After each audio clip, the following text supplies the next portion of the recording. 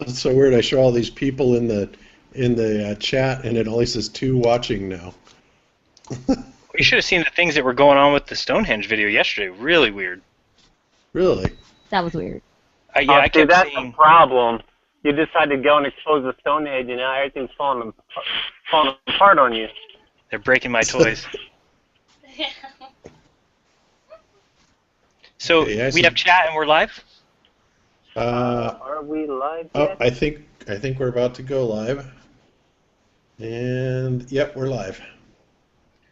Modern technology. How much do you love it, huh? Gotta love As it. opposed to ancient technology? Ancient technology. Oh Exactly. yeah, that stuff. At least that stuff worked. Yeah. Okay, so hello everyone and welcome to version 2 of Jeranism Live. Hopefully you guys have your chat now so you can bash us and all those fun things, or tell us how much you love us, either way. We like them both. So we'll just do a real quick round again. We do have Bob with us and TJ, and my wife Missa is here as well. So we'll start with Missa. Why don't you say hi to everybody and then send it over to Bob. Hello, everybody. I'm Jeran's wife. I'm happy to be here. Bob? All right, thank you very much. And we're happy you're here too, Missa. So, hello everybody, this is Bob out in Maui, and still here for a few more days, and then we have to head back to the mainland, back to Colorado. But it's been a great trip so far. TJ? Hey, we're trying this again. Just still hanging out here, just holding on for this ride, and we'll see what comes about tonight and what topics we'll discuss, and see if we'll go 2 hours, 3 hours, maybe 4 or 5. I guess we'll wait and find out. Mysterious. Yeah, somebody wants you to sing a song, Missa. I knew you were going to just upstage everybody. I know, that's the thing. Now we're going to be gone. It's like, Yeah. she have her own channel tomorrow. I'm going to be, oh, great, bye. Yep. I'll keep it on track. There were some people crushing on her earlier. I know, I like that. One guy said in one of the videos he came on and said, hey, your wife's totally hot, no offense. It's like, no offense? I'm so offended. So offended that you said that. It's like, and she's young. Okay, the best of both worlds. So what you do is you just get her to start singing on a channel and then redirect everybody to learn about flat Earth. Oh, you already have my ideas. Did I already tell you about this or what? Reel him in with my seductive That's right. siren. Acoustics. I guess the Illumin and the Elite can do it with their music. Well, we can do it too. Ooh, yeah. That's right. Minus all And the all the children- triangles and Satanism symbolism. Have all the children singing about how the Earth is flat. There we go. All right, so glad everybody's here, and hopefully everyone's happy now that the chat is working. We can get confirmation on that. TJ, everything's going good? Yeah, looks good on my end. Beautiful. Yep. Looks All right. good here. So before we get to your guys' questions, we'll just talk about a couple of the topics from this week and today. So I wanted to first take a minute and address some of the comments that I saw on my latest video, which probably got the worst reception, I would say, of any of the videos I've put out. So something a little bit different for me. I didn't mind a whole lot, but as I kept reading the comments, I didn't think that possibly I had to watch the video again and look at it from an outsider's perspective. And when I did see that possibly I could see why some people were taken aback by it or thought differently of it than normal. But I just wanted to remind everyone again that I make a point to say in every one of my videos, and I'll say it right now, and hopefully it covers every video I ever make, that I want you guys to do your own research. And when I started this whole journey, the very first thing that I did was make my first video, and honestly, my wife and I were shocked when it had 100 views. So when I see videos now getting, I think that one's at 6,000 or something in a day, it's pretty shocking. But one of the things I wanted to do when I put out a video is just tell people things that I was discovering and allow people to either discover them along with me or to research new things and kind of pictured like, look, we're not getting truth from above. We're not getting truth from those who are put in positions to give us that information. So I said, I'll just do it on my own. I'll put out information I find and get a little network of people all doing the same thing. So when I research, which is constantly, I mean, we run a bookstore, so I'm always reading, always looking at things, and it seems like every day something new pops into my mind, and I said, I got to do some research on this. And I don't even remember what it was, but it was within a day or two that Missa and I were talking about Stonehenge. And at the time, when I look at history of humans, where we are, where we've come from, where we're going, it helps to have a few mile markers that you can look back and say, this happened then, this was the intelligence of humans at this point. And I've always had a problem with the constellations because they were named thousands of years ago and seen thousands of years ago. Then there was the quote-unquote Dark Ages, followed by a few more constellations being seen and named, and the acceptance of the old ones. And it just never really seemed to jive with me. I didn't see how that would happen. We have modern astronomy now, telescopes, star charts, star maps, and yet they coincide with what these ancients saw, and also the constellations, which is kind of crazy.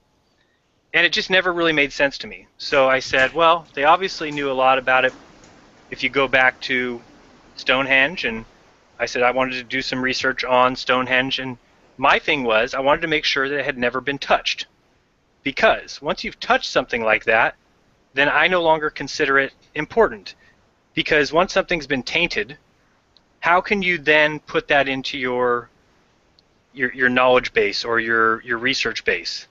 And so when I looked into it and saw such gross changes, meaning backhoes and cranes on an ancient landscape like that, I was pissed, because all they need to say is that, hey, there was an old thing here that had fallen down a little bit and we came through and cleaned it up, but they don't. Go to National Geographic right now.com, look up Stonehenge, and they describe it as this, it's a mystery how these ancients were able to put up, carry these stones 20 miles, and that's great. It may be true. I'm not saying that that's not true. What I'm saying is there's no proof anymore. There's no proof that the stones were in their original configuration. We can never say how accurate they were lined up astronomically. So for all I know, they built a little structure and it was kind of close to being centered around the sun, or it was kind of close to knowing the, the two periods. You know what I'm saying. Anyway, Yes. Yeah. So anyway, it was frustrating for me that this is not what's being taught. It's just another thing where you've got kids in school reading history books, and believe me, if we grabbed any history book, it's going to say this 5,000-year-old structure was built, has remained there. It's a mystery. We don't know who put it there. The rocks came from over 20 miles away. It says that the rocks weigh 25 to 40 tons. That's 50,000 to 80,000 pounds. It's ridiculous. I've always thought that the idea of the whole thing was ridiculous, but I thought it can't be made up. The rocks are there. Somebody moved the rocks there. And the more I looked into it, you see the date that they put on it, and to me, it says, oh well, the date that these stones were erected based on radiocarbon dating. What are you radiocarbon dating? The rocks? I mean, it doesn't make any sense to me. And then if you're radiocarbon dating the rocks, then wouldn't they come back at the age of the rocks, not the age that people stood them up? How would we even know that? So I'm getting passionate about it again. It just frustrates me because, and then everyone's comment was, oh, you're a fool to say that the pyramids are fake. I said, I didn't say that. I said, to me, the pyramids now are 100 years old and were built by cranes. Now, in saying that, I'm saying I haven't done enough research yet to make assumptions about those things. But what it did teach me was just because a structure is ancient and we learned about it doesn't mean it hasn't been changed. So my opinion of the pyramids is far less than it was. And it wasn't even that high, because the pyramids, to me, they're not as, yes, they're lined up great and those things, but especially when you see something like this, how do we know they didn't come through 100 years ago and shave off one of the sides, adjust the, and I know they're huge structures, they're amazing, I'm not saying they're not, but I think it's a problem when they come across to us and say, these ancients were smarter than you because they tracked the stars, they knew these things that we in the Astronomical Association, we need to tell you these things because you people aren't smart enough to go outside and figure out the dates of the eclipses on your own. We have to give you all this information, but these 5,000-year-old nomads, they knew all this stuff. And on top of that, they took 50,000-pound stones and stacked them 20 feet high. It's impossible. We don't, and they always say, we today couldn't build the pyramids. Well, they would also say, we today can't put those stones on top of there. But guess what? There's pictures of them doing it with cranes. So to me, it just completely ruins the authenticity, destroys it. And it seriously went from maybe the top 10 most impressive ancient world things that I've ever seen in my life to the bottom, to number 3 or 4 million. It is now absolutely out of my thoughts, out of my mind as far as being a piece of truth or a piece of ancient history. It's not. It makes no sense to me that these things were falling over and falling apart, breaking off to the point where they had to then put cement down in holes to stick these things in so they don't fall over anymore.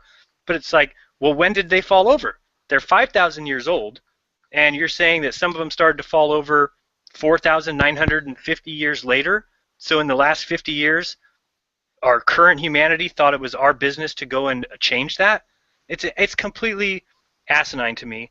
And so I made a video saying they were fake. And if you didn't notice, I did change the title because when I'm writing a title, maybe I'm not thinking enough, and I said Stonehenge is fake, 100 years old at most, and was saying basically if you get an engine changed in your car and somebody comes to buy it, you don't tell them, well, this is a 1960s engine. They say, what? That engine looks newer than that. And they say, oh yeah, I had it replaced in 1990. Well, then it's a 1990 engine. No. This engine was in this car in 1940. It's like, is it the new engine? Did you have it replaced, or is it the old engine? No, it's a new engine. I had it replaced. Then you no longer can call it the old engine. It's no longer that engine. And even if it has a few bits of that or used the same material, it's new. It's new technology. It was put together by new people. It's new. For me, I think the one of the biggest things was that I read on some site, or maybe it was Wikipedia, that they even allow scientists to either have done or they do still. They conduct experiments at the site, which if they were honest about how the whatever you want to call it reconstruction came about, or that it even happened, they wouldn't allow scientific experiments to be done there. They just wouldn't, because then you would come out with faulty information or whatever. But the fact that they just let scientists go there and make scientific experiments and write papers on it, I mean, it's ridiculous. I mean, that just shows me either the scientists that go there are full of shit, or I don't even know. I can't believe they allow that too. They allow science experiments at the site that they reconstructed. It's ridiculous. So yeah, I mean, to me, it's to see Obama out there, and it's a reconstruction. To me, it would be the equivalent of there being this is the original White House, and then they redo it, and people are still going there and pretending as if it's the old one. Or bad example there, but basically it just frustrated me because there is no reason to hold it in any kind of high esteem. In my mind, again, do your own research. If you want to look into it and see, well, no, actually they marked exactly where those stones were. They put them exactly back in the exact same spots. That's fine. That's your business. But those pictures show them filling the holes with concrete, then setting the stones inside them so that they don't move. You see them measuring to make sure that the angles are precise. One guy's got a computer. One guy's got this camera like a leveler would have, or somebody who does land surveys. So it's like theodolite. Yeah. So they're using that to set up the damn stones. And okay, so now, yeah, they're lined up perfectly astronomically. How can we say that was the case before then? Maybe the stones actually indicated a totally different aspect. Maybe even, I don't know, whatever you want to call it. It could have maybe pointed out something totally different, and they wanted it to point out their Yeah, son or something. I agree with that. That's, I think a lot of it is whenever they push something into the public consciousness like that, and that has definitely been, Stonehenge has been, pushed to the forefront in all the UFO shows. There's always something to say about Stonehenge. So whenever they do that, that just tells me that that's going to play into something that they're going to be trying to piece together, I guess, for us coming down the road here a little bit, whether it has something to do with the fake alien invasion or something like that. But somehow this Stonehenge is going to be used as some sort of a marker, maybe to, say that the people of England are the chosen ones or something like. It's hard to say, but there is a reason that it's got to be there so often. Now, also the Great Pyramids are as well, and they're, if anybody's ever done any studying into them, it's absolutely amazing. Not only the geometry that surrounds it, but the fact that it's part of a chain of megalithic monuments that are all connected all over the world through specific magnetic ley lines. And again, those magnetic ley lines go back directly to the energetic grid lines of the Earth. So whether or not Stonehenge was actually something there at one point or not, it does reside on one of those ley lines. So there is some very important purpose that they have for it, whether it's historical or something upcoming, I don't know. But there's got to be a reason that it's being put so much into our consciousness. Yeah. So to me, and like you said, it could be interesting to keep it, I guess, on my mind for the fact of possibly those stones were stacked up because of something magnetic. I know, Bob, you've looked into Coral Castle before, right? Oh, absolutely. Coral Castle is another one that's amazing. And it also proves that Edward Leedskalnin, the guy that actually built Coral Castle, he claimed to know the secret of how the pyramids were built. And he claimed to know the secret of anti-gravity. And somebody that actually saw it, I guess some kids that actually saw that, him doing this when he was offloading the granite off and the coral off of the trucks, they saw him with two like ice cream cone type devices in his hands.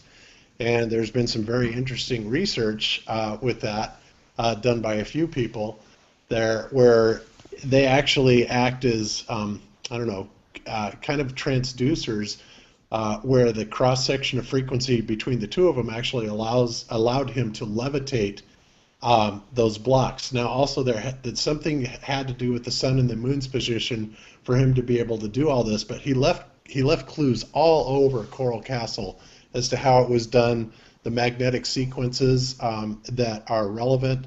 Not only did he leave those signs all over Coral Castle, but they are in like the Hiram lodges for the Masons.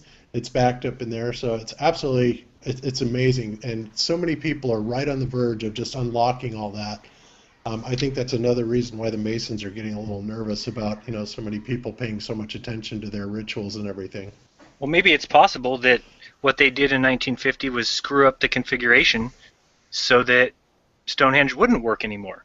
And so as far as whatever it could do or once did, or who knows, all I'm saying is that it completely makes a mess of that whole situation, and it's not something that we should have done in the first place. I read some article that said, somebody said, oh, I used to drive right up there. You could get out of the car and go touch the stones. And someone said, no, they got rid of that whole road, and actually you have to park in a parking lot now and go through some underground tunnel, and then you're roped off from actually going to the stones. And they said, well, why did they do that? And the guy says, oh, because they're trying to restore the historicity of the site. And it's like a, Yeah. a joke. It's like you just destroyed it, and now you're saying it's important to, and you won't let us touch it. Why? Because you built it with concrete. Like, yeah, I would almost tend to believe it's more of their, they actually destroyed the functionality of it on some level. That's what I mean. Yeah. Than trying to restore it. That would be my guess anywee. Right, and so that's what I mean by, that was the whole point of the video, is I think that's important to know, because for somebody like me who's been knee-deep in conspiracies for a while, and I had never seen anything about it. So granted, a lot of my research is very focused on what I'm researching at the time. I don't do a lot of broad searches and what's the newest hoax, or so for instance, I found this by actually I was going to spend a day on Stonehenge, and I did, but didn't find at all what I thought. So when I say things about the pyramids too, I haven't spent the time. We've got a ton of books, so when I start getting these together and looking into things, because I want to see what's gone on with the pyramids, because there's so much information out there. And when you see things like the fact that if you look at the stones of Stonehenge, the way they have the holes in them and they're look like they've been eaten away, I mean, it's basically the same thing that happens with Plato, which is why I made that comment. So they can say, oh, these pyramids, we couldn't build them today. It's so impossible. But we don't really know some of those stones. Yeah, they take a measurement of it and say, oh, well, this stone weighs this much because of the measurement. But they haven't moved the stone. They don't put the stone on a scale. So for all we know, they are basically, they could be filled with air, meaning I'm talking each stone. Like they build a plaster of Paris outside. And I'm not saying that's true. Again, I'm just giving examples of why I'm not willing to say how great the pyramids are and how much of a miracle they are. Because guess what? They're not in the Bible. So there's no mention of them. The Egyptians never even wrote about them. Right. So what I'm saying is, when did they come about? And these are things that people just accept. I could not believe the amount of comments from people saying, it's written about in a book in 1840. I said, I'll go find you 500 books that say we landed on the moon. So just because somebody writes something in a book doesn't mean anything. And pictures are evidence. I mean, I see pictures of them lifting the stones at Stonehenge. And believe me, it wasn't just a matter, some people said, well, how do you know that's not at a different location? I don't do that kind of research, guys. I don't just see a picture and say, I'm about to make a video on Stonehenge being a fake and not do my research to make sure that that happened at that location and that this was then it was easily seen. You can see that this was something that is documented that they did, and that's when I said it's a fraud. Everyone should know it, and everyone should kind of lower it on their scales of, ooh, it's Stonehenge. They stack these heavy. It really brings, or it shines a whole new light on the saying, to question everything. Like, we really mean you got to question everything. Because even when we were looking at Stonehenge yesterday, for a second, we were like, well, it could have been like giants. Like, they could have put them there. Like, for half a second, we were thinking, like, well, maybe giants did it, or maybe whatever. But, we ourselves were even subconsciously not wanting to question it. Even people with open minds, it's still a fight against what you were taught in school too. But I think when we, at least for me and Jeran, I know when we come across something, or when we even don't come across something yet or whatever, just the whole idea of questioning everything, I think some people will question some or most things, but really I think it's got to be everything at this point, because it seems like there's deception everywhere. So yeah, that's one of the things that you come across when you do, you start researching conspiracy theories. And I started researching years and years and years ago. Of course, like most people, when 9/11 happened, that really kind of kicked me into high gear. But it's so amazing, because you think that, yeah, okay, there's probably been some conspiracies. I mean, there's got to be bad guys out there and stuff. And the more that you actually research this crazy stuff that they say goes on, and you find out that there's a lot of veracity to it, it's like, wow, there's it's hard to believe, and you just kind of find yourself in a state of awe, and then it finally gets to a point where just nothing surprises you anymore, because you actually start seeing the level of deceit, and how much it's commonly practiced. I mean, by every country, by politicians, by the media. It's, our senses are under attack literally 24 hours a day, especially if you pay much attention to the mainstream media. And the whole idea is so that they do your thinking for you. People don't want to do the research, like you were saying earlier, Melissa, and they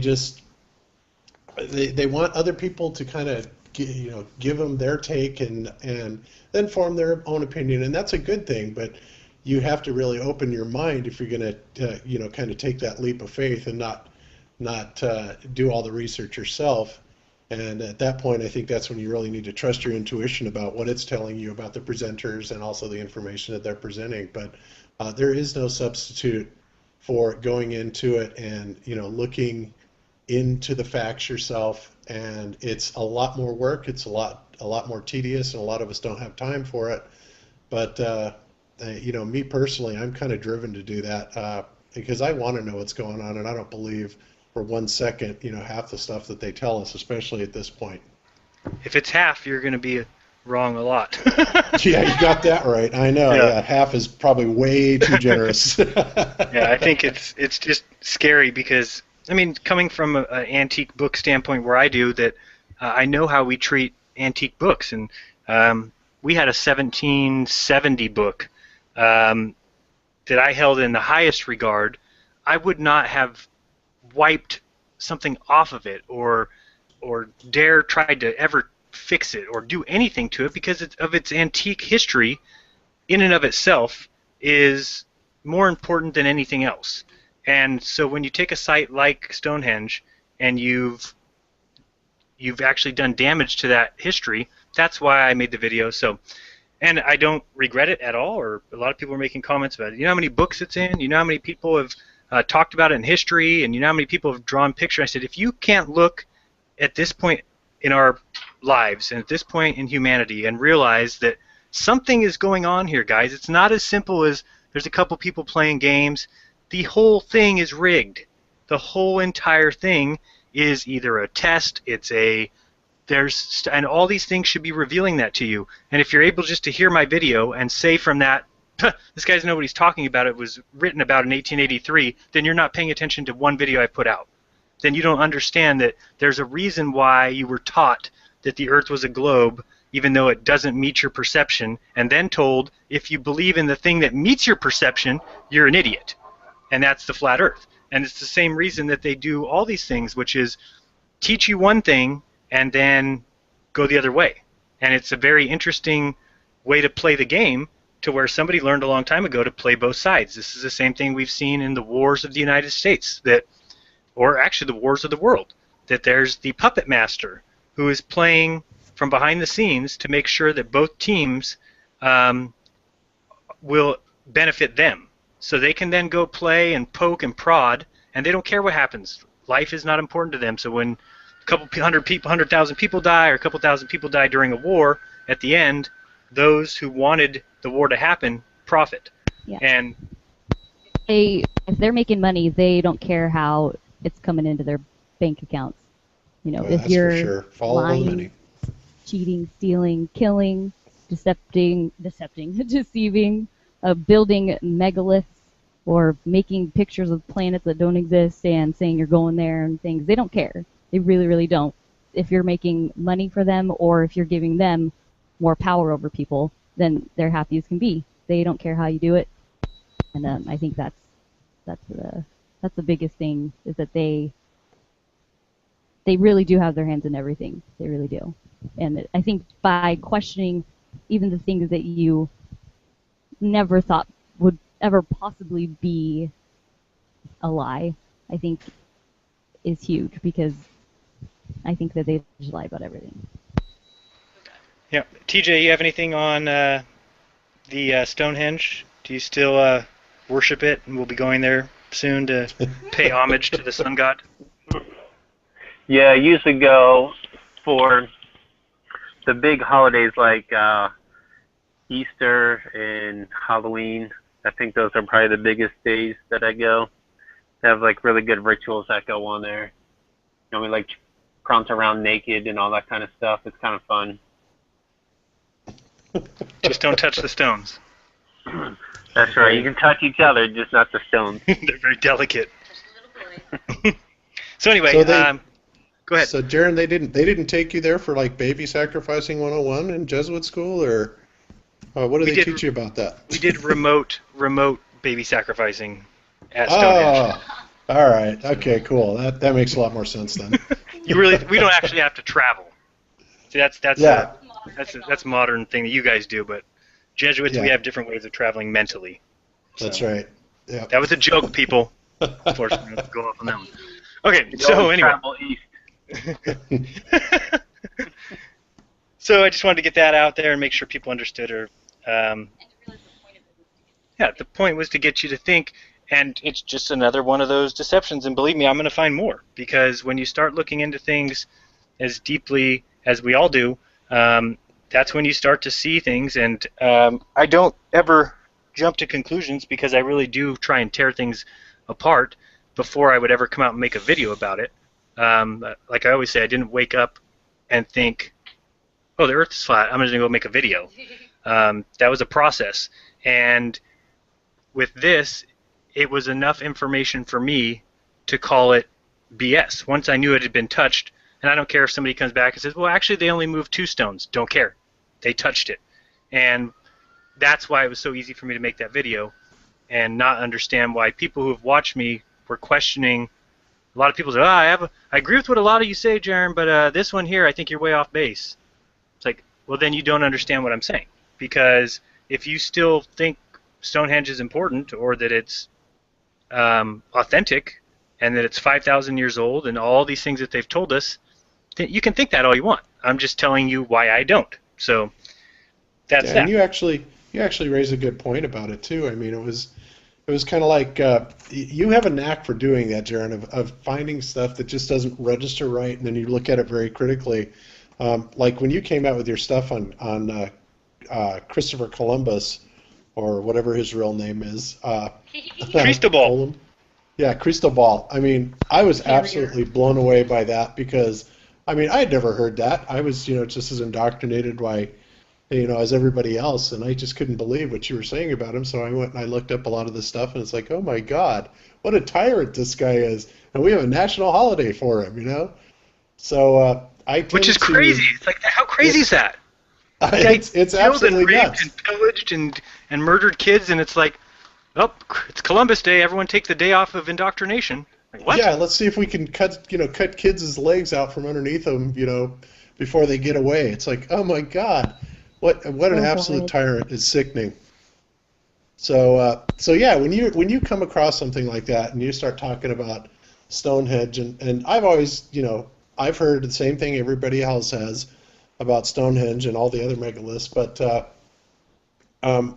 it is interesting that I had no idea that it was on a secured military base, and that they had done that much restoration on it. But it's like it almost doesn't even look like restoration. It looks like they're just constructing it, from the get-go, and kind of doing a cheesy job at it also. So I will definitely be looking into it a lot closer, me personally, that's for sure. And that's my whole goal, and what I originally had planned. And people like Thrive and Survive, and I'm shocked the amount of people that are doing it. But at the same time, it could be so much more. I mean, really, everyone who makes comments on videos. I mean, we have the manpower to do anything in the world that we want, and we just need people who actually care enough to say, I want to go out and learn about this world that I live in, and find friends in different areas to where we can start measuring the sun, measuring the moon, find videos. And I mean, it's awesome, the people who email me videos. I love to see the stuff that they find in the investigation that they're doing. But that's kind of what I thought this whole time, is that, and I even said in a couple of my videos, like, don't go and study the things I am looking at, do something else. Because, and I say that meaning like, I want to learn from you as well. I want to see videos that make me say, I never saw that. Let me go look into that now.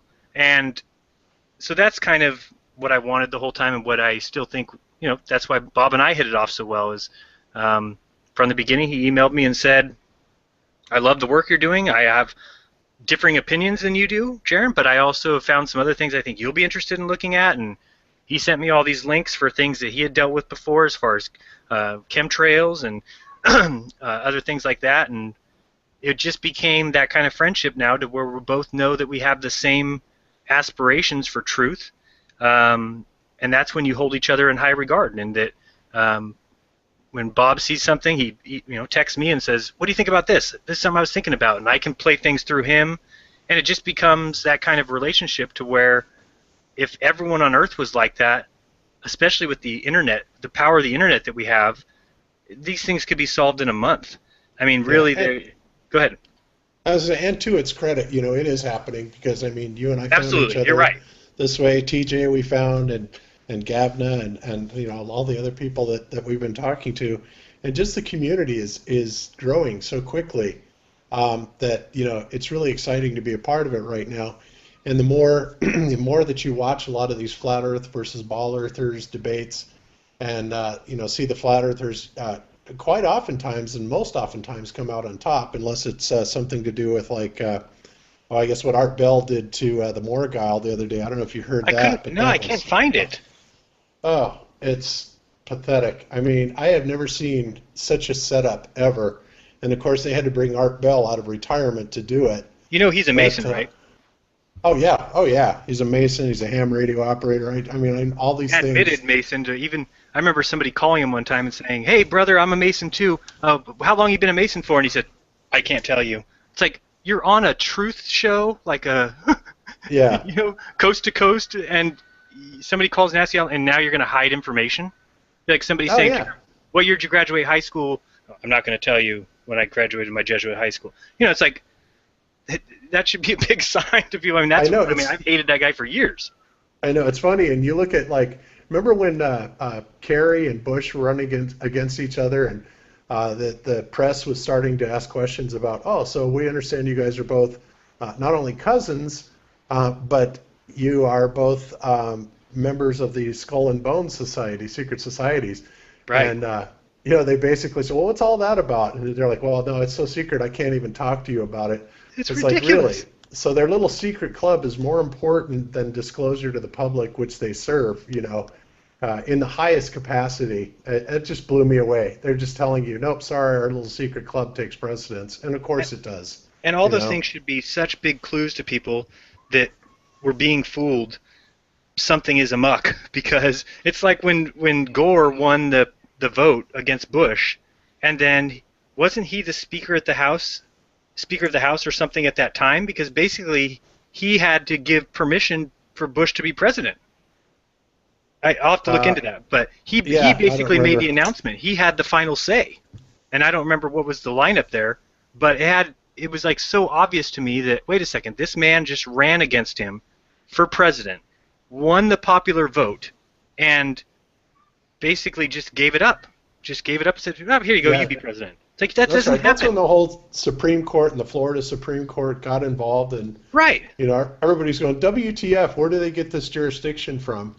And it was just so whacked out. Nobody could believe that election at all. That whole thing was such a nightmare. It was like, and those are the kind of things that started bringing things to the forefront, like, hey, something is up here. This is a good old boys club that's playing a game, and we see it all the time. I mean, and I think people need to relearn, or maybe actually learn, and that's, I think, the big point of your videos too, is that if it's so obvious to us, like all these little things that, like, dude, if we had seen that one rock with the Stonehenge that you could see its under area, I mean, like, if everybody saw that or whatever, there's just little clues or little obvious errors in all the crap that they pull, that it seems like it should be obvious to everybody. And I think Jeran's videos are just that. If something's that obvious of hey, this is not right, or this is totally false, then we just want to put that out there for everyone to, like, hey, this should be obvious to everybody. Like, the whole idea of it not being obvious, or that people just skip over it, like it's they make excuses for all these things, I think is a huge problem. And I think that Jeran's videos are solely just to, not just to point out those things that should be obvious to us, that there's a deception, but that's one of the biggest things. And I think people get too hung up on each individual thing that Jeran keeps pointing out, like all the different things, and they're like, well, you're not doing it right, or you're doing it this way, or you're not paying attention to any of these other things. And in general, he's just kind of pointing out things that make you go, like Arsenio Hall, right? Yeah, make totally. You say, Yeah, and that was all I wanted to do, is there's little things that just get past everybody. I've been debating this one kid for weeks now. I don't even answer his Skype calls anymore because he basically doesn't listen. But we started by, he seems to want to tell me all these proofs, and I'm like, dude, I went to school. I know what you believe.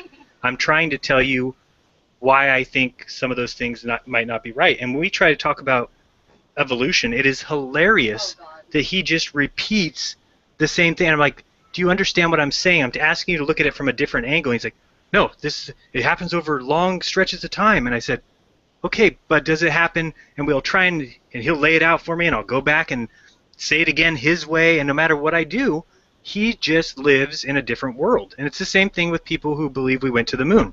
If you base your life on what smart people write in books and what NASA says is true, then you're right, we went to the moon. Congratulations. If you base your life on reality and what can actually be done in the real world and what has to happen, like as far as technology has to grow in increments and doesn't ever go backwards, if you look at reality, there's no way we ever went to the moon, period, end of story. It's just fact. And people will come back at me with what their facts are. It's a fact we went to the moon. It's a fact heliocentricity. It's like, then you don't understand reality. Because just to say things are facts, and you're basing your things off what others have said and mathematical proof, sorry, reality is the true dictator of truth. It is the absolute end-all, be-all. And so when their facts don't match my reality, that's when it's time to say, hey, there's a problem here, guys. It's not as easy as everyone thinks. It's not just it's a ball because it is a ball, because it's always been a ball, and people in the BC times knew it was a ball, and it's like, fantastic. You mean because Pythagoras wrote about people before him? We don't have any books from any. I mean, if you guys ever looked into, do you know what the oldest book is? The oldest book that there is that we have copy is like 1600. Maybe it's 1400. Now I think about it. That's the oldest book we have. It's so ridiculous that people will just go.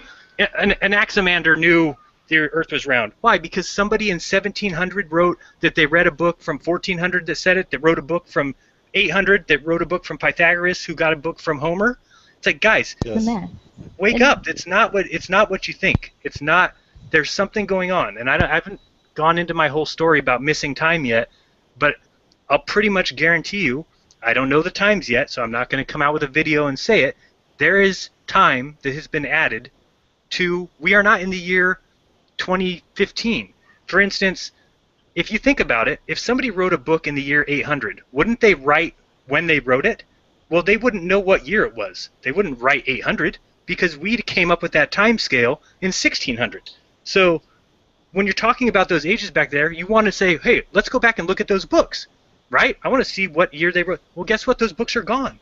There is no book from 800. There's a book in 1600 that says it has information from the book from 800, but how did they know it's from 800? Wouldn't that, like, tell me what that book says? Well, that's why all that information's gone. It's just, it frustrates me because I know, coming from a Catholic background and really digging deep into the Catholics, that their job was to get rid of books. They, during the Inquisition and the Crusades, if you had a book in your house, they burned it. You could not even paint anything that had anything to do with anything outside of the Catholic dogma. They would destroy your painting, and they would, like, what'd you paint that for? Well, we're going to burn it, and you're going to die. It's like they were killing to keep their crap in line, or whatever, their dogma. But I think another thing, too, is with the whole, what, like, everybody in the world, what they're taught, and what they think and look at as evidence, what they think is knowledge.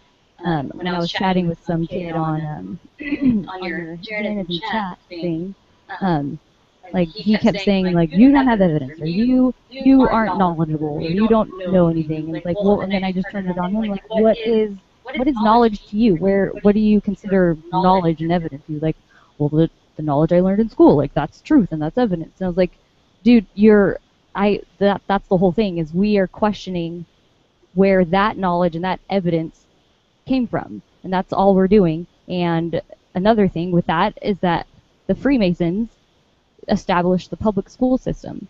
So everything that's taught in schools has the agenda or the set curriculum to which they think, like, we should be learning. I know I can't speak well, but Yeah, no, it's an The whole education thing is only in terms. knowledge that people think is knowledge is not. Right. Yeah, it's an education only in terms of the fact that it's what they want you to learn. It's what's on their agenda that you are going to uh, absorb and regurgitate and parrot back. So it's an indoctrination, and I think that's one of the things that people need to understand. That even the people that are teaching, the lesson plans in school and your Algebra 101 and your social studies and stuff like that, all they're doing is parroting back, the training syllabus that they are told to use. It's made official from the top down, and they have their very set rules. And believe me, if anybody's a parent out there and never has had to deal with the school system, there is so much red tape and everything. It's just beyond ridiculous. But the point is that this is solidly an indoctrination. You go to school and you are taught to regurgitate what they tell you to. If you do so successfully, and you do so with a high accuracy and reproducing what they have told you, then you get good grades and you get all the attaboys and the trophies and stuff like that, and you go on to be a well-indoctrinated member of society. But if you are different, or if you think outside of the box at all, and you question the things that they teach you, then all of a sudden you're a boat rocker, and things go bad for you. Ultimately, could get you expelled from school. And it's not necessarily because you're a bad person. It's simply because there are so many things in the world that are hard for, especially some of the newest generation of kids, to try and absorb, that just are counterintuitive to their senses, and it ultimately winds up being an assault on their senses when they're being told to act, look, feel, do one thing, and their morals, their inner voice, everything else tells them that there's something else going on here. And it's kind of an irreconcilable difference because, again, if you rock the boat, then you're basically labeled an outlaw in the system, and your life doesn't go so well after that. Yeah, there's a quote that that I just saw the other day that says, the difference between school and life is school teaches you lessons and then gives you a test. Life gives you a test and you learn the lessons. I thought that was really cool because it almost sort of kind of discredits school altogether, sort of thing. But and also along the lines of, I forgot what I was going to say. Never mind. So anyway, and I see people making comments about one other thing that I really need to do a whole video on it, and it's actually kind of where my passion lies in this whole thing. In fact, the Jeranism idea for for a channel with YouTube was more religious based than anything, because it was an anti-science more than it was flat Earth at the beginning. Flat Earth really became something that I stumbled on that was like, wait a second, this kind of sums up everything. And so that's why it became more about that. But really, the religious thing, somebody just mentioned about the Bible. I hear it all the time. I get 50 emails a day from people telling me, love all your work, but you better quickly find Jesus. You only have a couple months left.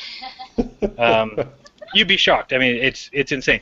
I don't know if you saw, there's a video a guy just did, where basically he calls me out and a couple of others for saying, these guys don't believe in the Bible, so therefore they're speaking hypocrisy. And but the person who's doing the video is in a mask, wearing goggles, speaking in a satanic voice, saying that it's insanity. It's like, I saw that today. It's insane. I was like, what is going on? I was so shocked. Like, wait, this guy's preaching Jesus now? Like, what just happened here? That's not Red's rhetoric, is it, Jeran? No, this guy's creepier, No.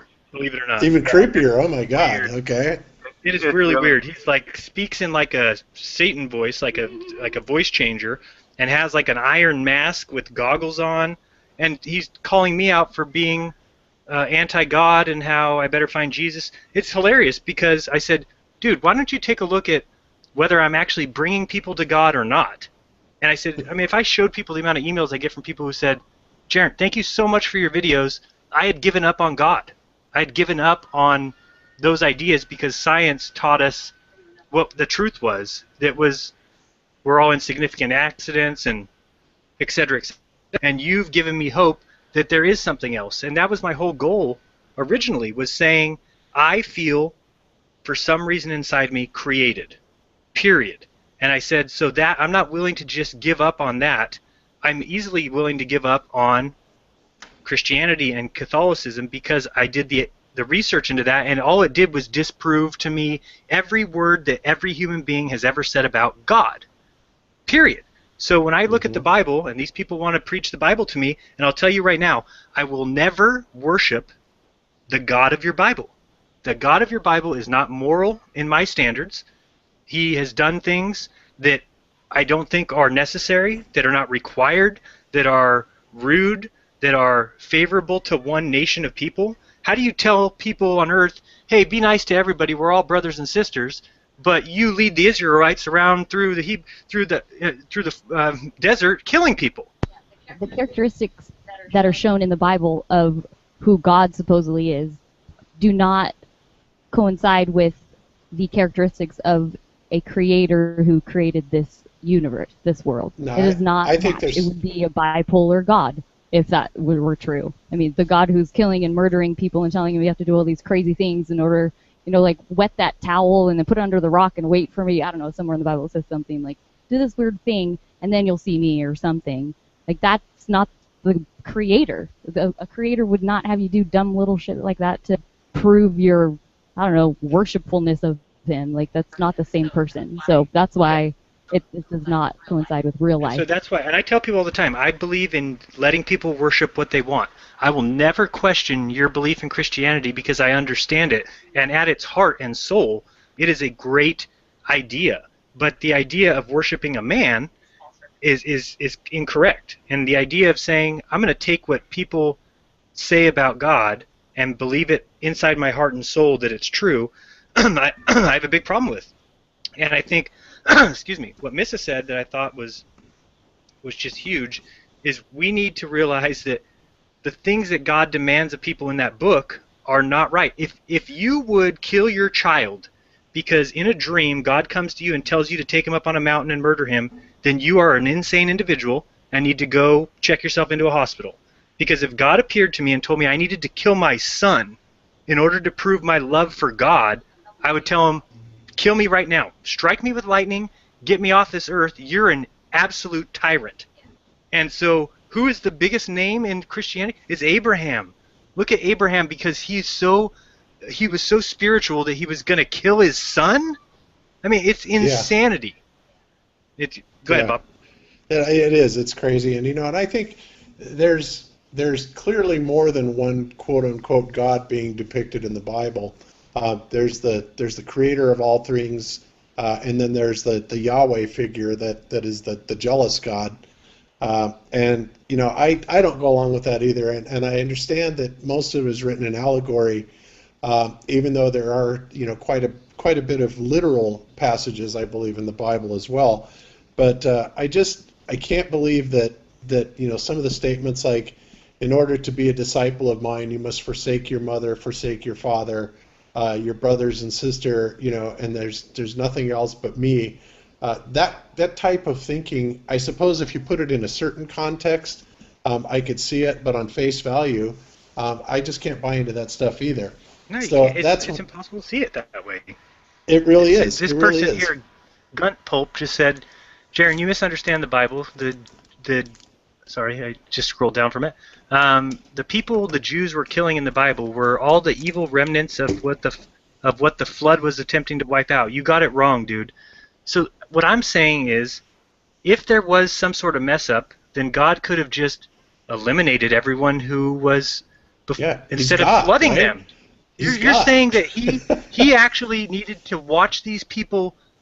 Do you know that drowning is probably the first or second, if you look at fire, the worst way to die? And so everyone who lived on earth, they didn't ask to be here. They were created. And then you look at it and you say, well, why were they corrupt? Because Satan corrupted them. Well, guess who you people think is still around? So God cared so little about humans that he flooded them. You're talking old ladies, babies, pregnant mothers, children. They screamed and cried and ran to the hills, climbed trees, and died. And then you say, well, then these people were still trying to kill them later, but why didn't God just get rid of Satan? Why would you let him? I've actually said before that it would be the equivalent of God giving me a world of puppies.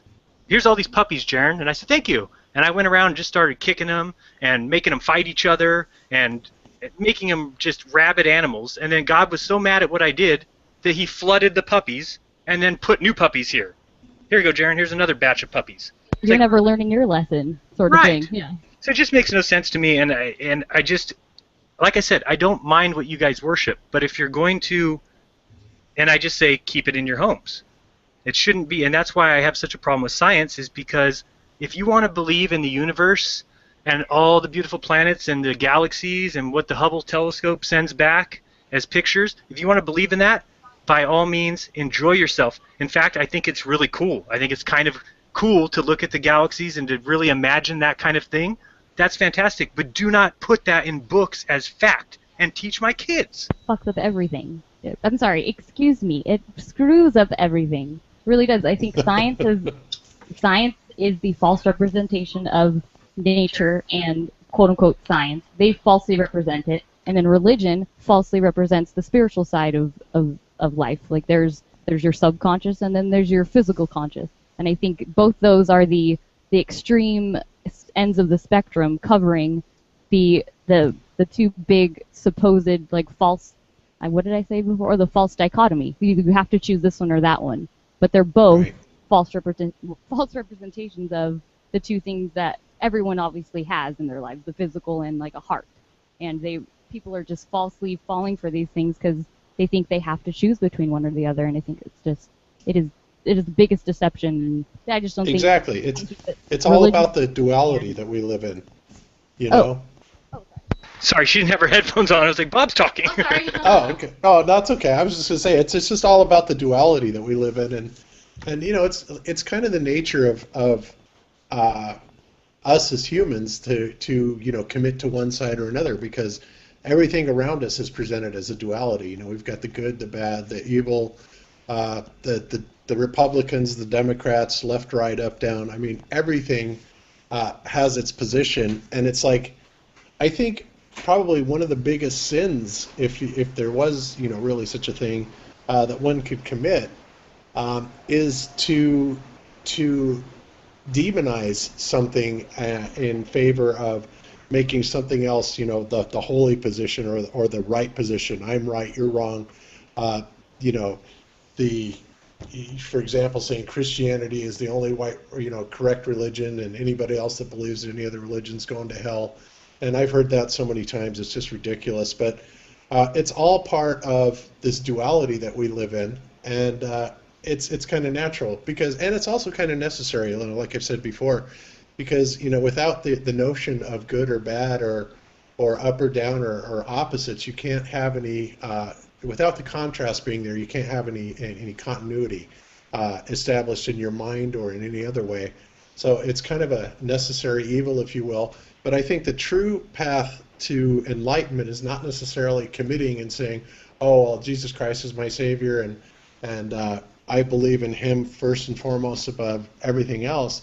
But it's more the idea of seeing the creation for the perfection that it is, with all the good points and the bad points intact, realizing the necessity of them, realizing the necessity of the bad guys, of guys like NASA, of guys like politicians, because that's what kind of makes the drama go on here in this world. Yeah. So I think that absolutely I agree with what do you have? The opposites, how they have to be there. Well, it's obviously it's natural, and I think that the feeling of your spiritual side mixed with the physicalness of life, that's what allows people all over the world to feel that connection to their religion or feel that connection of truth to science, because that is ringing a little bell of truth inside of them, absolutely, or they wouldn't be in the position that they are today. But it is natural, and it has to be. You can't know love and truth if you haven't experienced or seen lies and hate. Like exactly. It's almost like the yin yang sort of thing. But it's the whole misrepresentation of both sides going on by the elite. Is they misrepresent those two sides of life, and they put it out there and force it into people's lives as if here's the representation of what your physical feeling is, and this is the representation of your spiritual feeling, and that it's all lies, but people fall for it because it feels right. But it's just they're falling for half-truths. So. That's like I see here, exceptional perception said, Jesus said unto him, I am the way, the truth, the life. No man cometh unto the Father but by me. So that's his quote there. That's what he's written in the chat. And I don't know if he thinks that I'm going to read that and say, oh, boy, of the mistakes I've made. What I'm trying to do is bring people to the fact that they were created in this world is unbelievably, like Bob said, perfect. Look at yourself. You're an animated, living entity who has consciousness, who can think, who can love, who can hate, who can build, who can destroy. It's unimaginably amazing. And everything that we see in front of us, in trees, and the way that everything operates, the fact that anybody can just explain that away with accidental, natural, Big Bang, primordial ooze, evolution, it's ridiculous. It's really bothersome, and that's why the whole channel was started in the first place, and where I'll probably end up going with it is because it's what I could talk about forever. I mean, it's just, it bothers me to no end that I grew up in the Catholic Church where every Sunday we sat there and stared at Jesus Christ hanging from a cross, and people that I knew wore that necklace. Like, you're wearing a man hanging from a cross around your neck. Like, I always thought that was so bizarre. I've it's never ridiculous. understood that. It's like if your mother died in a car accident, would you wear... You told your mom Yeah. that. Yeah, I told my mom this because I said, if you died in a car accident and came back 10 years later, would you be happy if my sister and I were wearing necklaces that showed the car hitting you and you flailing into the street? Like, as an homage to you. As an homage to you. Do they think, like, when Jesus comes back, guys, do you really think he's going to be happy with, all right, everybody's got my scene of my death on their necks? All right, you guys on this side, we're about to attack those people who don't have the scene of my death on their necks. It's ridiculous. I know. And I understand Jesus, and I would never even say, I'm not even in a place I could say he didn't live, because there could have been a Jesus who they took and kind of modeled into what they wanted it to be as far as a astrotheology. And I think it was a fusion of a few people, honestly, right, Jeran. you found that, right? Yeah. Yeah, well, yeah, I think, Apollonius of Tyana may have been one of the sages that actually lived back in that time, around maybe a little bit before Jesus' time. But, it's kind of a fusion of several different models. And, of course, if anybody has studied any other religions, you also realize that, the attributes that they gave Jesus, they also gave to Krishna, and they gave to Buddha, and they gave a lot of these sages this, attributes in common. And a lot of that has to do with the the astrological element of the biblical stories. But and Bob, what does absolutely Christ a composite. I'm sorry. What does Christ mean? Well, the Christos means the anointed one. Right, but doesn't Christ mean consciousness? I mean, isn't that... No, it doesn't mean consciousness. No, the Christ title is a made-up word. Well, every word's made up.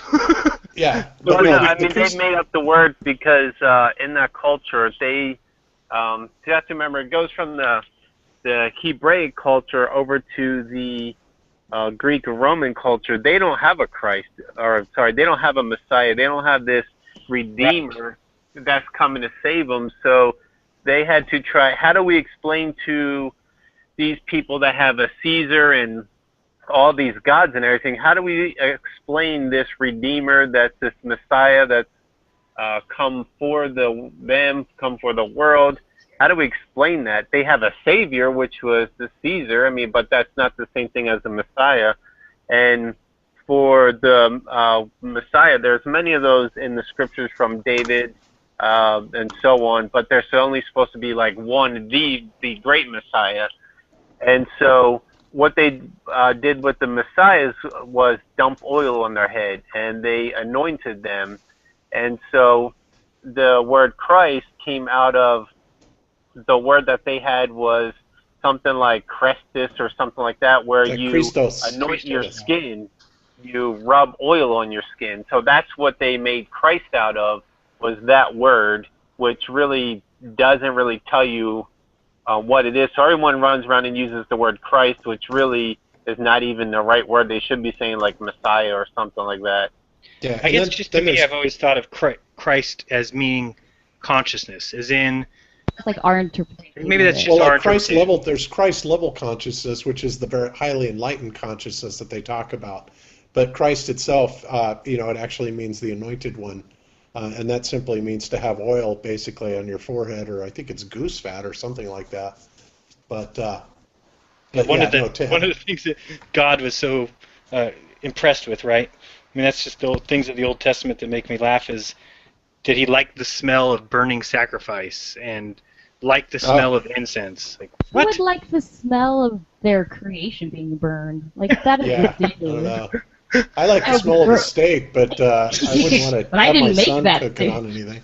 I No. didn't grow that thing, whatever. I think growing up in the Christian church, I think, like, just everything that they teach and, um, like, I totally understand where like, when Jeran gets these emails from people, like, they think that Jesus is the answer to everything. I mean, I I feel so like stupid because it was what, like 2 years ago, maybe it was now, where Jeran hadn't, or I guess we hadn't had that conversation in a while, where we actually, every time we talked about religion, it kind of got emotional. For some reason, I sort of got emotional because I never knew what I really believed, so I would get all, you know, nervous and like, why did you just like think, like, whatever, the Bible's true, it doesn't matter. Like, I never, I mean, it's not like I was a great Christian when I was in high school or anything. Obviously not at all. I was actually the complete opposite, but I felt like, I guess, still inside of me, I was still a Christian. So every time we'd talk about it, I would get sort of defensive, which was stupid. But there was one point where, like, we were sitting on the bed and like talking about something, and I was like, babe, I think you just need to ask Jesus into your heart. Like, I know what that, like, it's so bad. I felt like, and Jaren's like, no, babe, I can't do that. Like, I just can't see myself doing that. Like, I'm like, why? Like, anyways, that night was when I actually felt like this, like, flame, like a full body of like hot fire just like come out of my body and leave me 3 times. It was the weirdest thing. I know it's weird to even talk about, but because Jeran was talking about just everything, like Jesus couldn't, like, he might have existed, but he couldn't possibly have been God. But then we were looking at Bible verses and how our eyes were opening, my eyes were opening, and but it's just that I think what was happening was the way I was raised in the Christian faith. It was actually, I mean, I never stood for anything. I didn't know what I believed, but I would just go around, I was a Christian, and I wouldn't even stick up for Jesus if I was at school and someone was like, "Ha, look at that Bible humper." I'd be like, "Oh yeah, he's so stupid." Like, I didn't even stand for anything, and I think that is, I've grown so much since that one night with Jeran. We were just every day just growing out of that, but being able to actually say something and stand for it, not saying things without knowing what you're saying, I think is a huge thing. I've always admired that about people that were like, that there'd be a conversation and they'd be like, "Nah, I don't think that's true." Like, Dora, I don't feel that way because I don't think it's dumb. Like, I never had that sort of confidence in my own feelings and my own personal opinion, and I think it was a big thing for me to come out of that. So Yeah, I think that's what they teach you. I think that's what religion teaches you, is that what you feel is not correct. And to me, I felt my entire life like there's a God, and like there's the right way to live and a wrong way to live, and that when I stole from someone, you feel that inside you. When you hurt somebody, it's inside your body that it feels wrong. And those things to me are not from evolution, that I think that, those things are inside every one of us to tell us when something is right and when it's wrong. And the church comes along and wants to change those rules on you and say, no, this feels differently. But yeah, when she told me that about, Jeran, I think you need to ask Christ into your heart, I said, I was a Catholic for my entire life until I was 16, 17, until I started to kind of stray. And I was an altar boy. I served at over 100 different weddings, 100 different funerals, church every single Sunday. And I worked at the church. I worked with priests. Me too. Well, not priests, but me too. And working with them, I saw that they were people just like everyone else that made mistakes, that were fallible, that were rude at times, that were short, were condescending, and were confused. Because I would ask them, I would say, like, this is so cool that I'm so in with these guys that I can ask them and I can get the truths. And I would say, so has God talked to you? And they would say, well, no. They said, wait a second, you're a priest. You never talked to God? Like, well, I feel that he speaks to me through this and that. I said, well, I do too, but that's not what I'm talking about. And it hit me that I've never felt Jesus. I've never felt like I said, oh, it's a personal relationship. You have a personal relationship with Jesus? Like, that's come on, like, it's consciousness. Don't people understand that when, Bob, we were talking last week, right, about how we're all one? There's all one, Yes, soul split into many different... There's only one of us here. Right. So how do you then say, oh, belief in Jesus is a personal relationship? Like, guys, that's not the point. You're not supposed to have a personal relationship like you close up in your house with you and Jesus. That's what the Bible tells you. It says, don't pray in person, go in the corner. I mean, don't pray in public, go in the corner and pray alone. It's like, that's what they want. You go in your bedroom, shut your life off, and say, okay, I've got this personal relationship with Jesus now. And the Christians think that that's like the secret to life. All you need to do is say, this man who lived 2,000 years ago died for my sins. I believe in him. Therefore, I'm saved. And yeah, it's crazy because it's blasphemous, for people to think that, well, God is within us. And like I said, I've said it many times before. The Bible says it in many different places that, if you want to seek out God, look within. Definitely, God is within us. And I think people tend to not want to say stuff like that because they think it's blasphemy, to say that, oh, geez, something as divine as the Creator could actually reside within. And the fact is that I can't see it any other way. That God has to be a part of all of us. He's the very force, or it's the very force that animates us all.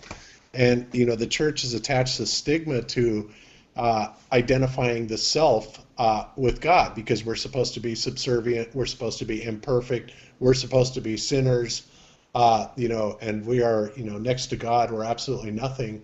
And the reality is if it wasn't for us, God wouldn't be anything, because it is through us that God expresses himself and lives himself. And whenever you have a deep and profound channel with the Creator, that means that you are very good at listening to your voice within.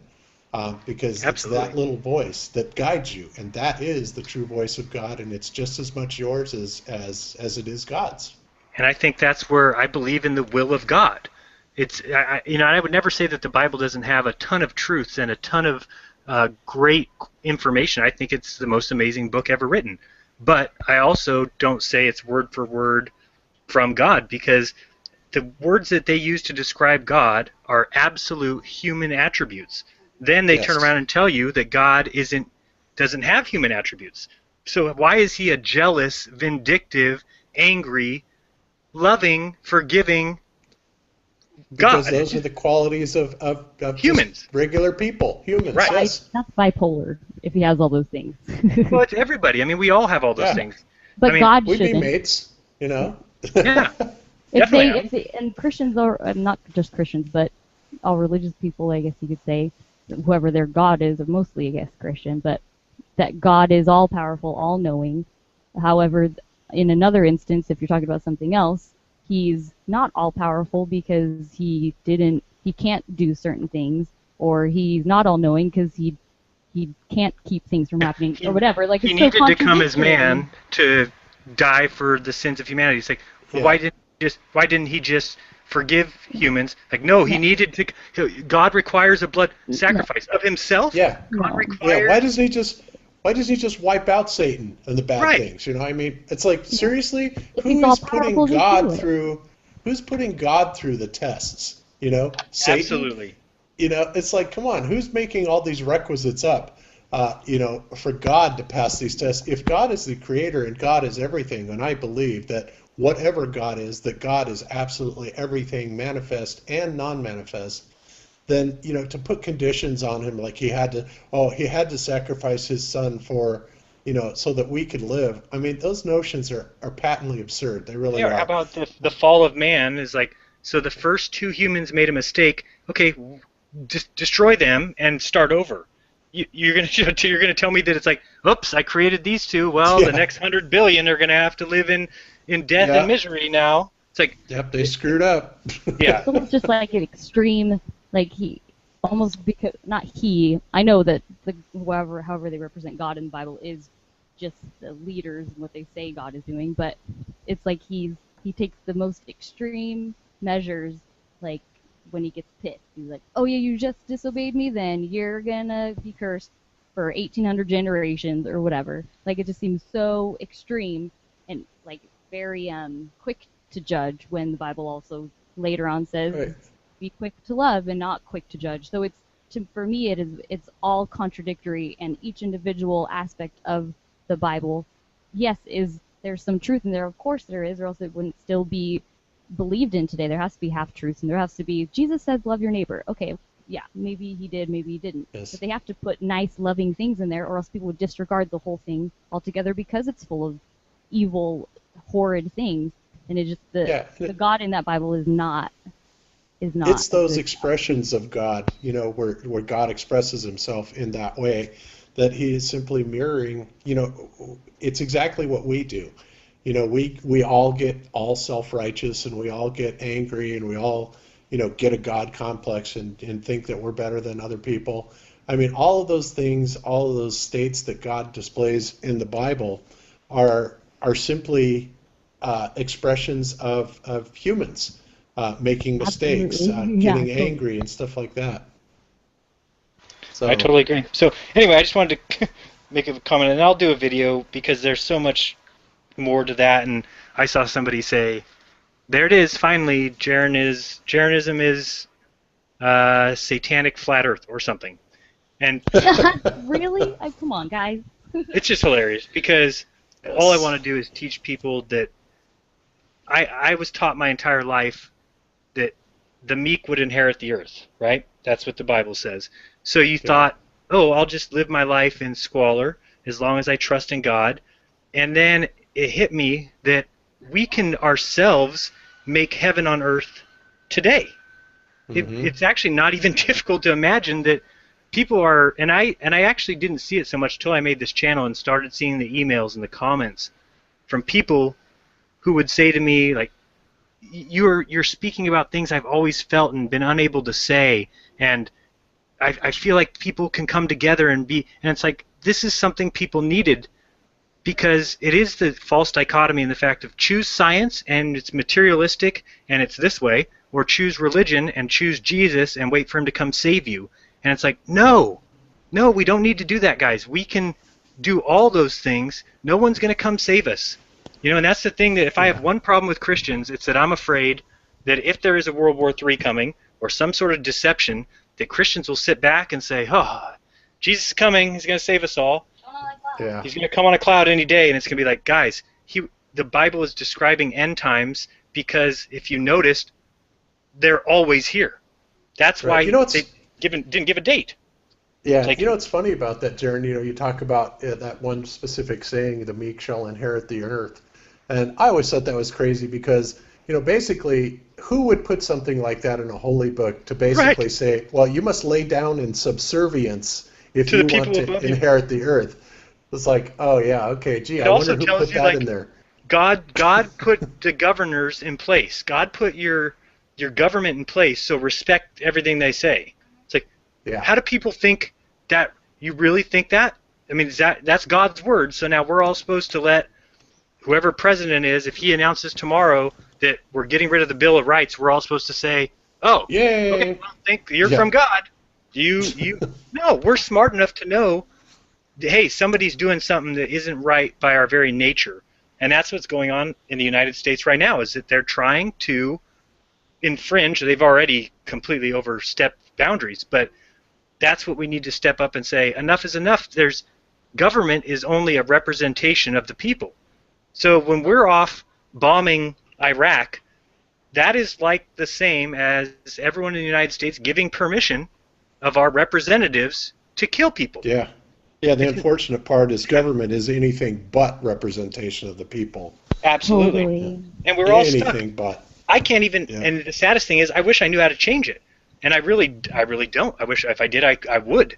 Because it scares me that we're so close to, people say martial law or these things. And, I don't want to see that any more than anyone else. And then you realize when you start looking around, nobody wants to see that. So it's like, wait a second, we've got 330 million people in the United States, and 329.5 million are good people who only want to see good things for those around them, but we're still doing things that are going to eventually cause a demise of the whole race.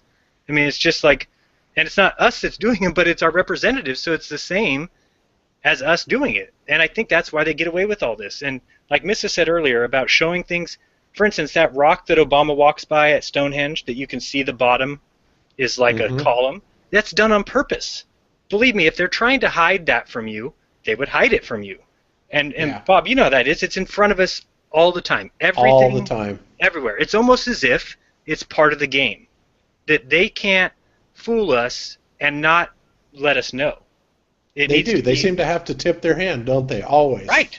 Yep. It's almost as if they can get away with whatever they want as long as it's only the idiots who see it in front of them and allow it to happen.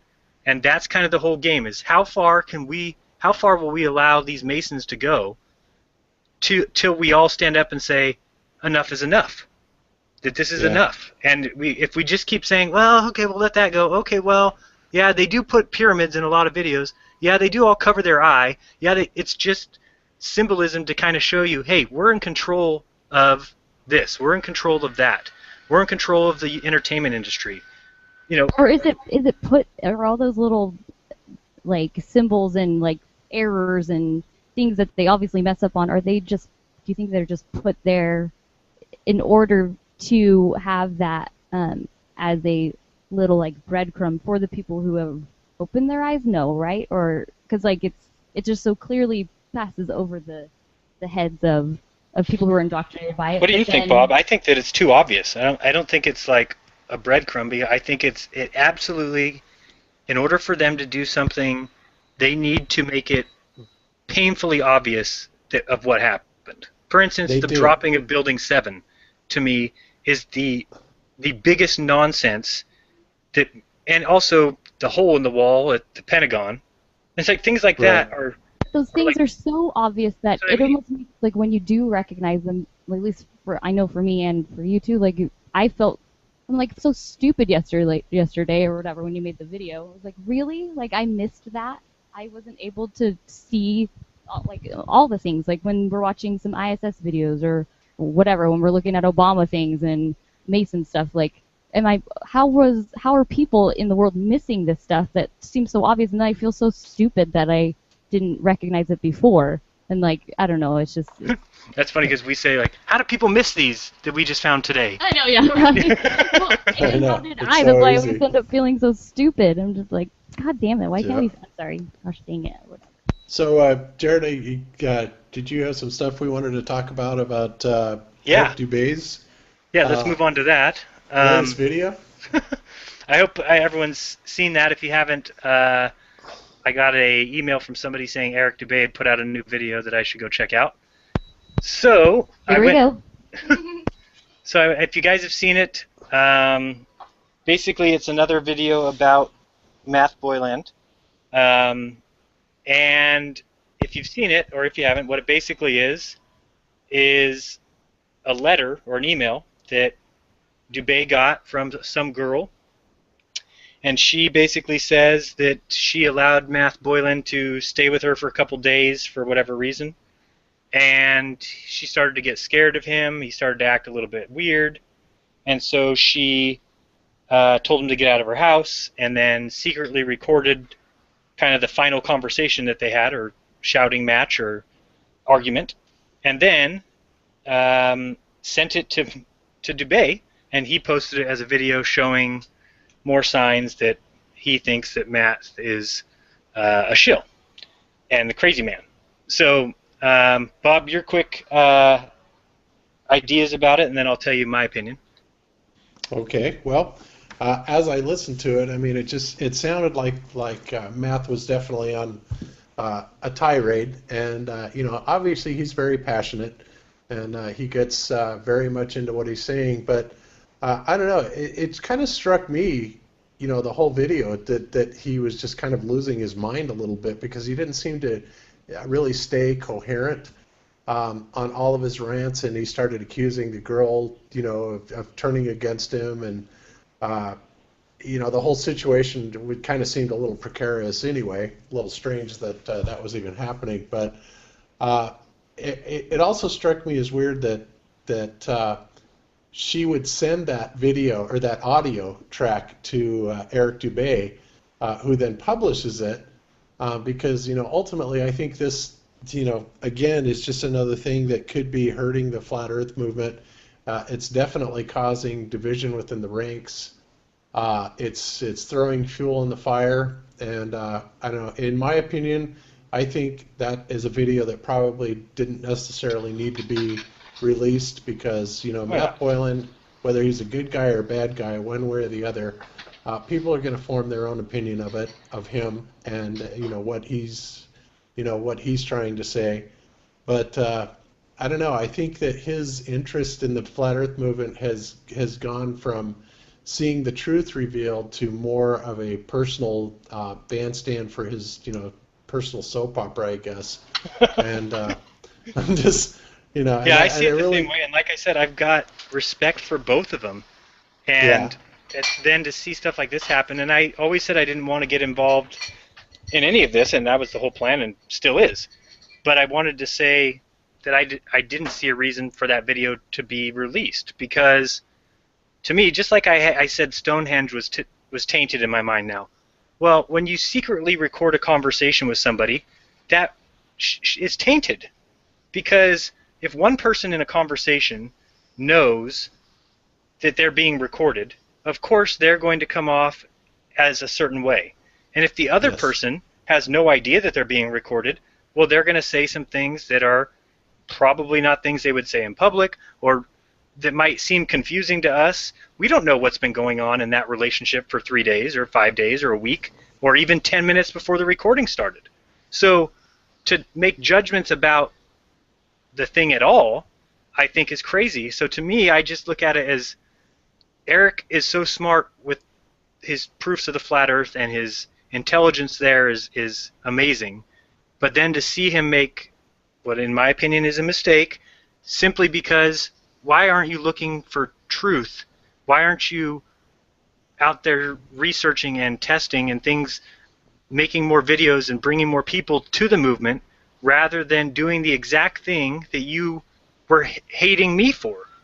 I mean, the things that you said that I'm, by going on Mark Sargent's show, that I was going to be giving credence to him and showing people the negatives, and that I would be driving people from the movement. And it's like, all you did with this video is make Matt look crazy. He looks crazy in the video. But we all look crazy at certain points in our life, and to just take that out of context, we don't know the situation, we don't know anything about it, and to just take that out of context and put a video out there like that, I don't know. To me, it just seemed like it didn't need to happen. Like I said, I wanted each person to keep on their path. I wanted Eric to stay on his path of searching and finding truth and keep doing the interviews. He's a great interviewer or interviewee.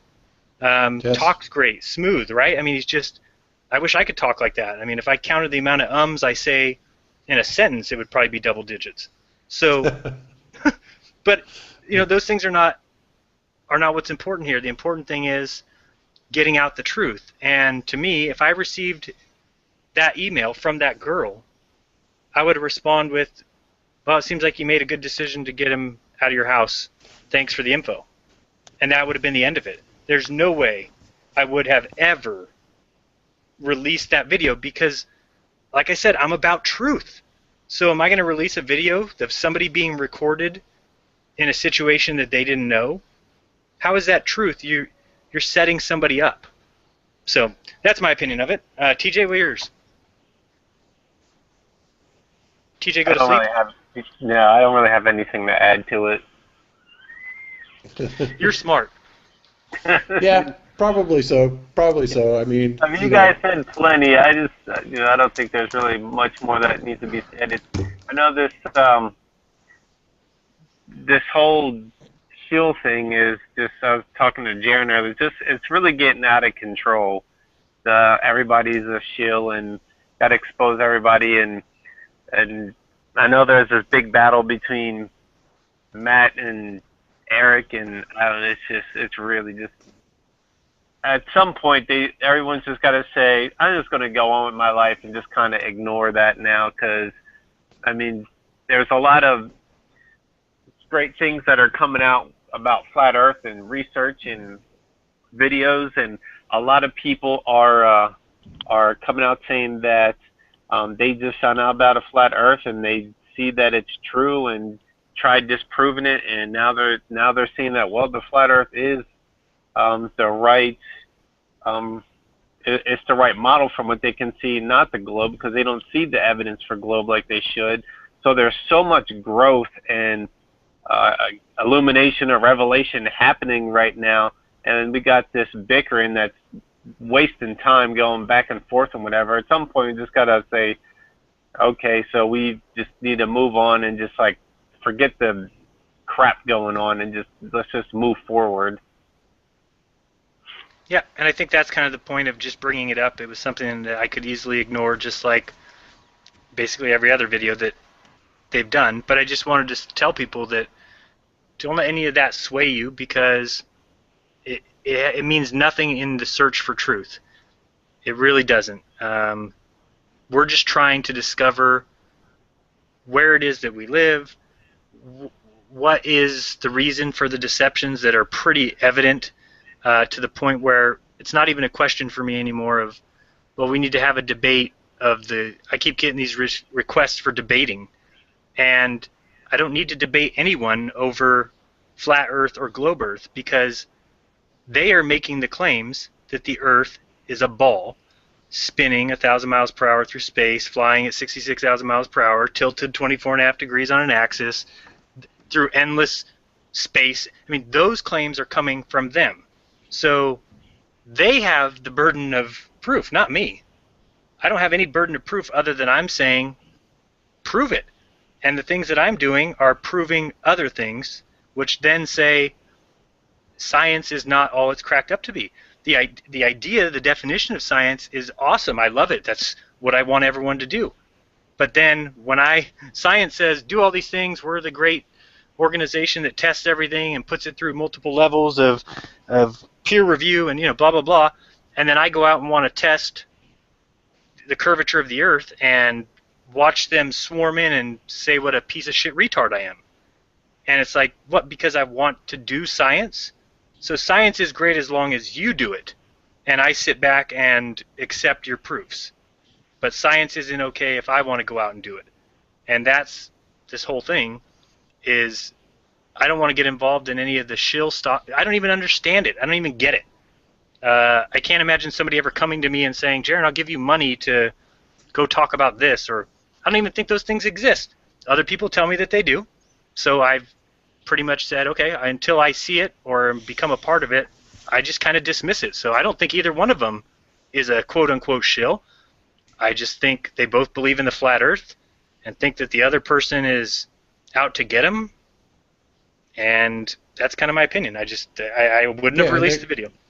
They're basically accusing each other of ruining the whole movement, and That's in my opinion, it's them that's doing that. It's like all this finger pointing and saying he's a shill and all this incredibly stupid drama that's going on. It just, all it does is make everybody look bad, on the flat Earth model. And I think another thing that you're saying about you want to do science, and one of the problems that I've seen, of course, you've taken a lot of criticism for the way that you've done science, or you haven't met somebody's timetable that, oh, well, how come you haven't done the 8 Mile yet? How come you haven't done this?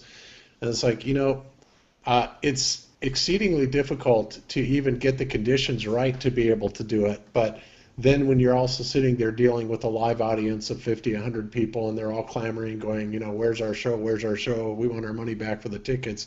That makes it even a little bit crazier because people just don't. They are so used to getting their results right now. They don't want to wait for anything, and they don't want to be patient, and yet they also don't want to go out and do it themselves. But they have to understand that there's so many conditions that have to be met, in order to even pull these off, not only for the experiment, but logistically for the communications, make sure that it's simulcast on the web, that you get all the multimedia right. And there's so many things that you have to juggle, and I've only become, minutely aware of that lately for, on your part, Jeran. There's a lot to it. But you do get better, and that's the thing that I love about it is that, well, except for today, obviously, with the chat, I thought I was getting better. But every time I'm learning a little bit more, and I have admitted from the beginning I'm new to all this. I had never made a video before. And so as you start making videos, well, you do get these grandiose ideas that I have. Oh, we'll just go prove with the laser. We'll just be out there at the beach and prove it, and I'll get a camera crew, and we got there, and it's foggy, and the cameraman's standing there, and people were just, oh, man, what a waste of money. The cameraman just stood there. And I felt so bad because I'm like, I know. But it's like... Yeah, what do you do, right? It's real time for me. I mean, it was like, what do I do? Send him home, and then I have to pay him for the hour? I mean, it was just... I just wish people would cut me a little slack because I'm new to all this, and I'm trying, and we'll get there eventually. But these things are just new. It's like when I went out the first night and the phone died, and everyone says, you didn't bring an extra battery. It's like... I've never live streamed from anywhere, like on the internet. So I didn't even think, like, I said, well, we're gonna go shine a light across the water. I mean, I didn't think my phone entire battery was gonna go out. And it's all those things. It's like when we went live, like 45 minutes before it got dark. And it's like I'm standing there on Ustream, like, okay, well, this is the ocean. Yeah, and of course you want to be able to do it live, as much as possible, because otherwise people are going to come back and say, "Oh, that was the whole goal, right?" I didn't want anybody to be able to say anything. Platform. Yeah, right. That'd be the worst thing is we go out there and actually do it, and everyone says, like I saw somebody when we did the next day one when we got the good reading on the 4 mile. People said, it's a fake video. Look at the background; it's different in both views. It's like, yeah, one shooting from one side of the water towards the east, and one shooting from the other side to the west when the sun's going down. It's like, it's just insane. So then it's like, well, do I need to get a third camera that looks from above? I mean, all these things constantly go through my mind because I do want people to see the things that we see. And like what Bob said, I really wanted to go out and do a long test, but no matter how I look at it, it's just a problem. I don't like to leave my wife alone at one side of the beach while I go 4 miles away. And when Bob says he's coming in a month or two and he's going to have this awesome new camera and we've got the awesome portable sun, that's going to be a time when I can really, we can actually plan it out and really try and get something nice quality. But when it's just my wife and I, it's kind of hard to do. It's like the night that her phone got washed up. It's like we had everything set up perfectly, and then can't get a hold of her, and come to find out she calls me from a nearby cafe saying my phone got washed in the water, and it's like it was so heartbreaking to us because we're trying, and that's why at the same time I don't even look back at it and regret it because what more can you do but try? If it doesn't work out, if somebody doesn't want to subscribe, I get a lot of people who say, yesterday was somebody saying, I was along with you the whole time till the Stonehenge thing, unsubscribe. It's like, yeah, I saw that. Yeah, it's like, okay. I mean, like, I don't know if people think like that's like hurtful to me or whatever, but when I started, I had 0 subscribers, and when I had 6, it was pretty cool. So every additional one just has led me to see that more people than I thought have those same feelings inside them that something's not right. There's deception somewhere, and I'm just working to expose it, and somebody else, I can't remember his name, is it Jungle Surfer? Is that, you ever seen his videos? Yeah. Or yeah, he basically made a video saying, I'm going to be watching you, Jeranism, with your coming balloon launch, and you better have 8 cameras, one shooting up, down, in every direction. I And I'm saw like, that one. yeah, and I Yeah. said, like, he doesn't even understand. Like, now that makes me look bad because I never even said I was launching a balloon. Because I've Yeah, already done the because thing, and mine's going to end up in the water. And so if you think I'm going to lose 8 cameras out in the ocean, like, so I had to, like, go to his channel and say, like, dude, I don't think you understand at all what you're even saying. Like, we're asking people to all launch balloons on the same day. Like, how does that mean you're going to be watching me and there better be no cuts in the videos, he said. Like, I said, I can't control people's videos. right. You know? And I said, yeah, we're going to say things like, if you send a GoPro camera footage, it will be put in my delete box because I know. it's simply not what we're looking for. And at the same time, I'm going to have to say something like, if your video is cut, it'll probably end up in my delete box. So when we get, right now I think I'm up to like 28 people. Now I don't know how many of those will actually go through with it when they hear the price, but out of those 28 people, my hope would be that we get 10 or 15 good quality pieces of evidence. And that's why we do these things, and I just think people come across like crazy, and they try and decipher my name. Oh, jeranism, it must mean this and this. It's my name with ISM at the end of it. That's it. It means nothing else. At the time. Okay, now let's set them straight on it, Jeran. What Jeran actually means, and I know this because my son is named Jeran. Isn't that crazy, people? Yes. The name is my so son rare, is- and you got another person.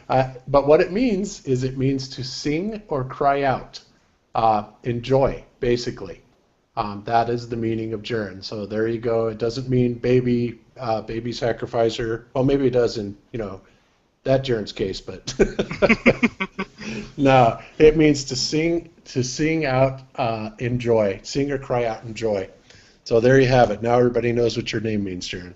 Yeah, what's even creepier is we thought that was pretty creepy, and then it wasn't until a week ago, so we'd known each other 2 months, till I was telling him that my mom got my name from reading a book, and the guy's name in the book was named Michael Jeran. So I said, for my name, she just switched it, Jeran Michael.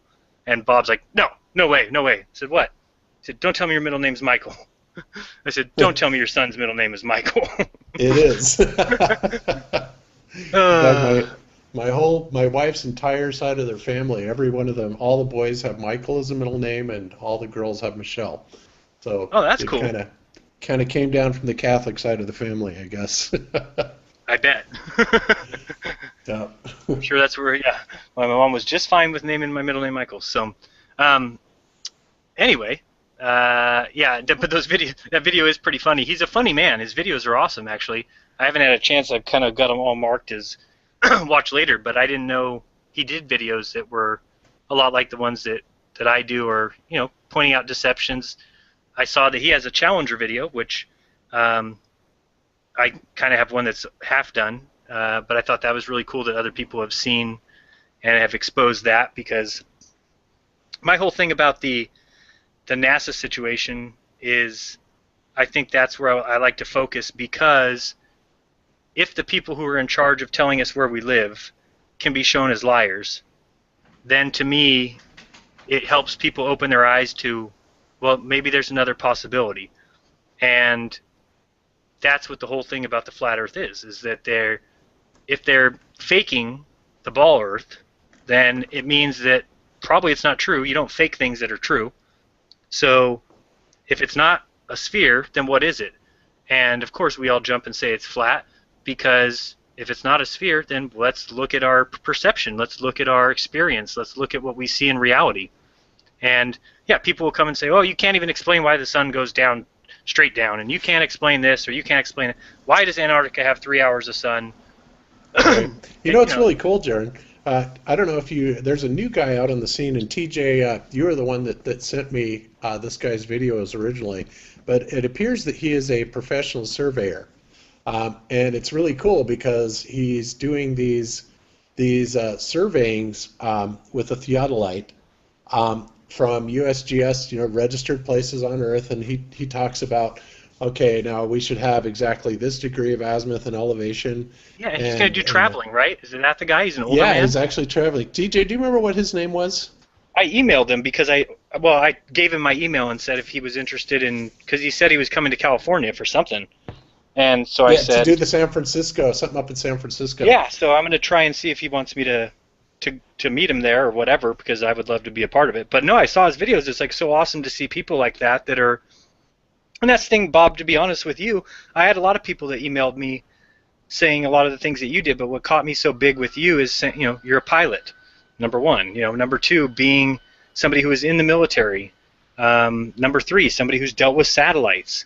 I mean, those things are huge to me, because if everyone's just doing, saying these things, but you're not seeing it from people who have ever been in that industry, then we've got a little bit of an issue.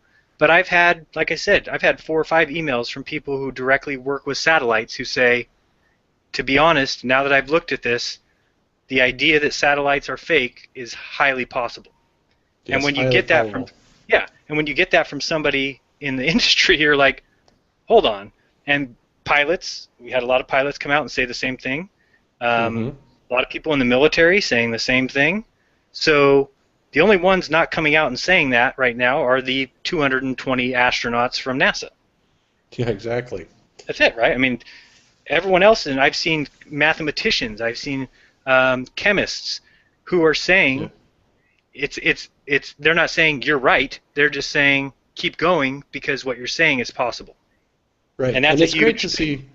It's great to see, professionals in the field actually come out and do this. And, like you said, when I first met Jeran, I have been an electrical engineer, and I worked primarily in satellite and microwave technology initially. And in all the years that I built microwave sites, and I built them through a company called Western Telecommunications, we did contract work for Sprint and MCI and all the long distance carriers back in the day. And it was strange because we would never make any allowances whatsoever for any earth curvature, on the microwave engineering. And I really didn't think too much about it because you have your redundancy systems, and you have specific heights that you have to clear the ground by, to eliminate any ground effect.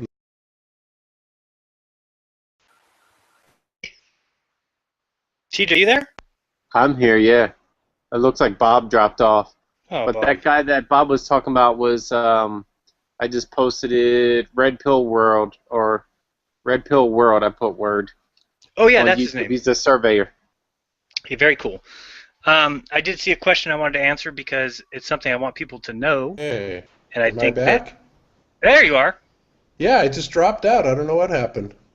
I tried to boot you. I saw the X next to you. I said, let me click this X. No, I'm just kidding. Like, how did you get Yes. back in? I thought this block button doesn't work. We got to call YouTube. No, but I saw this question in the chat box here from Sean Gee, who said, question, why do you hide from those who challenge you using math, science, and physics? So I wanted to answer that. I think that's important. Number one, when you say using science, it makes me laugh because science is testing and retesting what we see in reality, correct? And I haven't seen one video showing any test that proves the Earth is a globe. Haven't seen one. So when you say that, I think it's a very deceptive comment to make. Number two, if you haven't watched my videos or don't understand what math can prove reality if you see what happens in front of your face and then apply a mathematic formula to it. Yes, it can prove that reality. If we have 50 cents and we need to divide it between 2 people, it will prove reality. But then again, if you have 50 cents and need to divide it by 3 people, well, does math really prove reality there? Can I chop up that penny and give it to an extra person or make sure we each get a third of that penny? No. So with math, and that's a very dumbed down explanation, but what math is it's a world constructed on paper, basically. And yes, the reason I don't debate, or you said, why do I hide from those? I don't hide from anybody. I'm right here and making videos. I'm not hiding from anybody, but I simply don't see, like for you guys who don't know, with Red's Rhetoric, you can go watch his channel. He has Jeranism Sucks Volume 1 through 100. You could watch all the videos. They're very, very engaging and very profane. He likes to use the F word more times in a sentence than I probably use in my life. Yeah, But and he scripts it all. oh yeah, big time. And yeah, because he's actually said before, like, sorry, it takes me 4 or 5 days to make a video. Like, what? Like, okay, well, you're obviously crossing every I and dotting every T, I guess. But I've never hid from Red. What actually happened is, for those who don't know, we had, at this point, it's got to be 5 or 6 conversations between him and I on Skype. Or actually, they were on Google Hangout mostly. And what I noticed very quickly is he doesn't understand what I'm saying about math. Even though I give him quotations from Albert Einstein, quotations from Tesla, quotations from Rutherford, quotations from Ernst, all these guys who flat out said in the 1920s and 30s that if you allow axioms to become true when they aren't, that math could cause more damage than good, which is exactly what happened. Math only works when you establish things as being true and build from there. So when they say that the sun is 92 million miles away, well, it has to be in order for their whole system to work. It isn't that they discovered that. Do you really think that they measured the distance to the sun and got 92 million? If that's what you think, you need to do more studying. You need to look into it, because that's not what happened. They have this grandiose idea of what they wanted the universe to be. And in order to make it true, they had to find the mathematical proof. And that's what they did. Well, guess what? We are 400 years past then, and now we can go out and actually measure some things. In fact, my view has changed since I started this till now. At the beginning, I thought that the whole thing was a deception, meaning that they knew the Earth was flat, and everybody got on this little hoax idea to change it. And I actually don't feel that way anymore, because when I look at their discovery of the Earth being a ball, I feel for them in the fact that I think at that time there was no other way to come to any other conclusion, because they looked at a few things, like for instance the boat going over the horizon. Well, they didn't have the tools that we have to see that what was happening isn't what they thought. And so when they put everything together, they said, oh, we must be on a ball. I also feel that because poor people like Captain Cook, who went down to find the southern continent, sailed all the way around the world, lost as could be, pissed off, not understanding what was going on. And you feel for him because he thought that the Earth was a ball.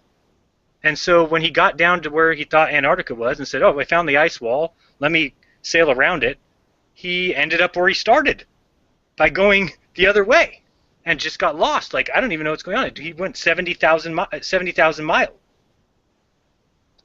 don't know, I think it's like 15. So those are the things that led me to say, you know what, I think what happened is some guys, some smart guys, caught wind of this and said, no, that's what we want it to be. And that's why when you get into the whole heliocentric thing, that's different than the flat Earth thing. That's totally different. I do think that the world thought that the Earth was a ball a couple hundred years ago, and that after that they had to make that fit with their their entire plans. Well, so flat Earth and heliocentrism are they kind of go hand in hand. Well, they do, but they originally thought, for instance, once they knew it was a ball, let's say, what was the thought of the church when Galileo submitted his book?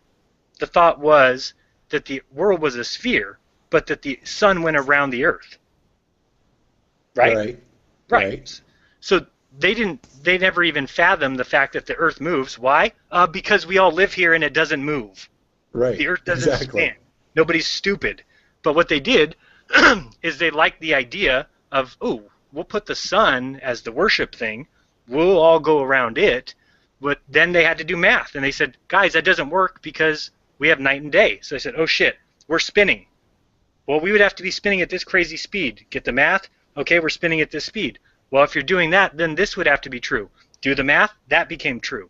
Well, if we do that, the sun must be huge. Yep, do the math? The sun's huge. Well, it must be far. Do the math? 92 million miles. So all they did was keep adding mathematical proof to their model. Sure. They worked backwards. You can't do that. You can't. And they. So for me to debate somebody.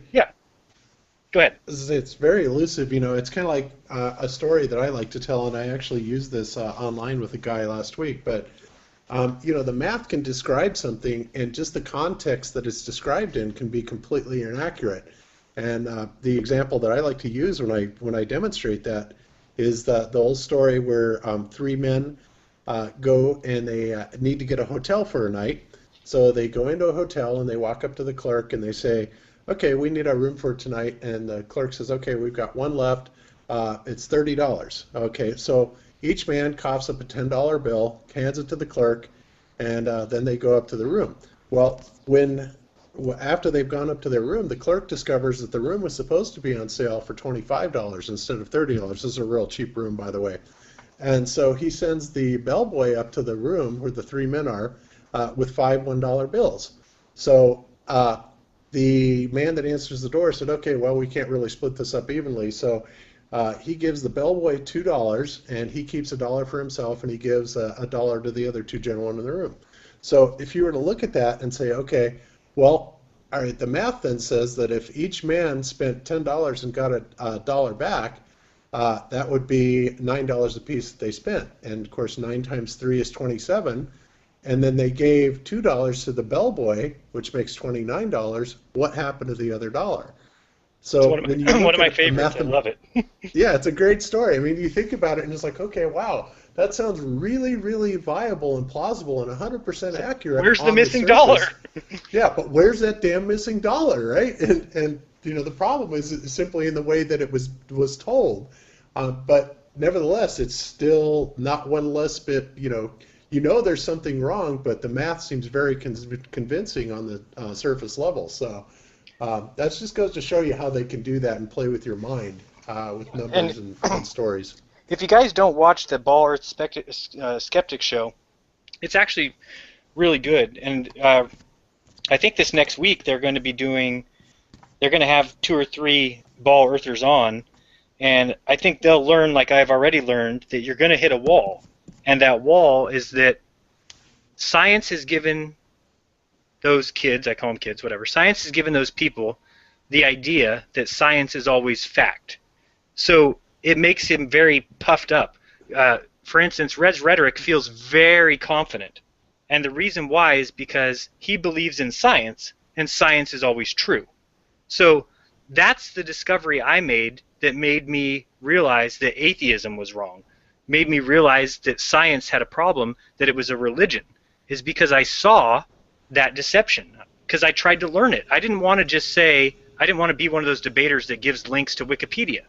I said, I don't want to be that person. I need to understand these things. And when you look into them, and I think I told in like 5 videos ago, I told people to go look at 3 Wikipedia pages and read them top to bottom.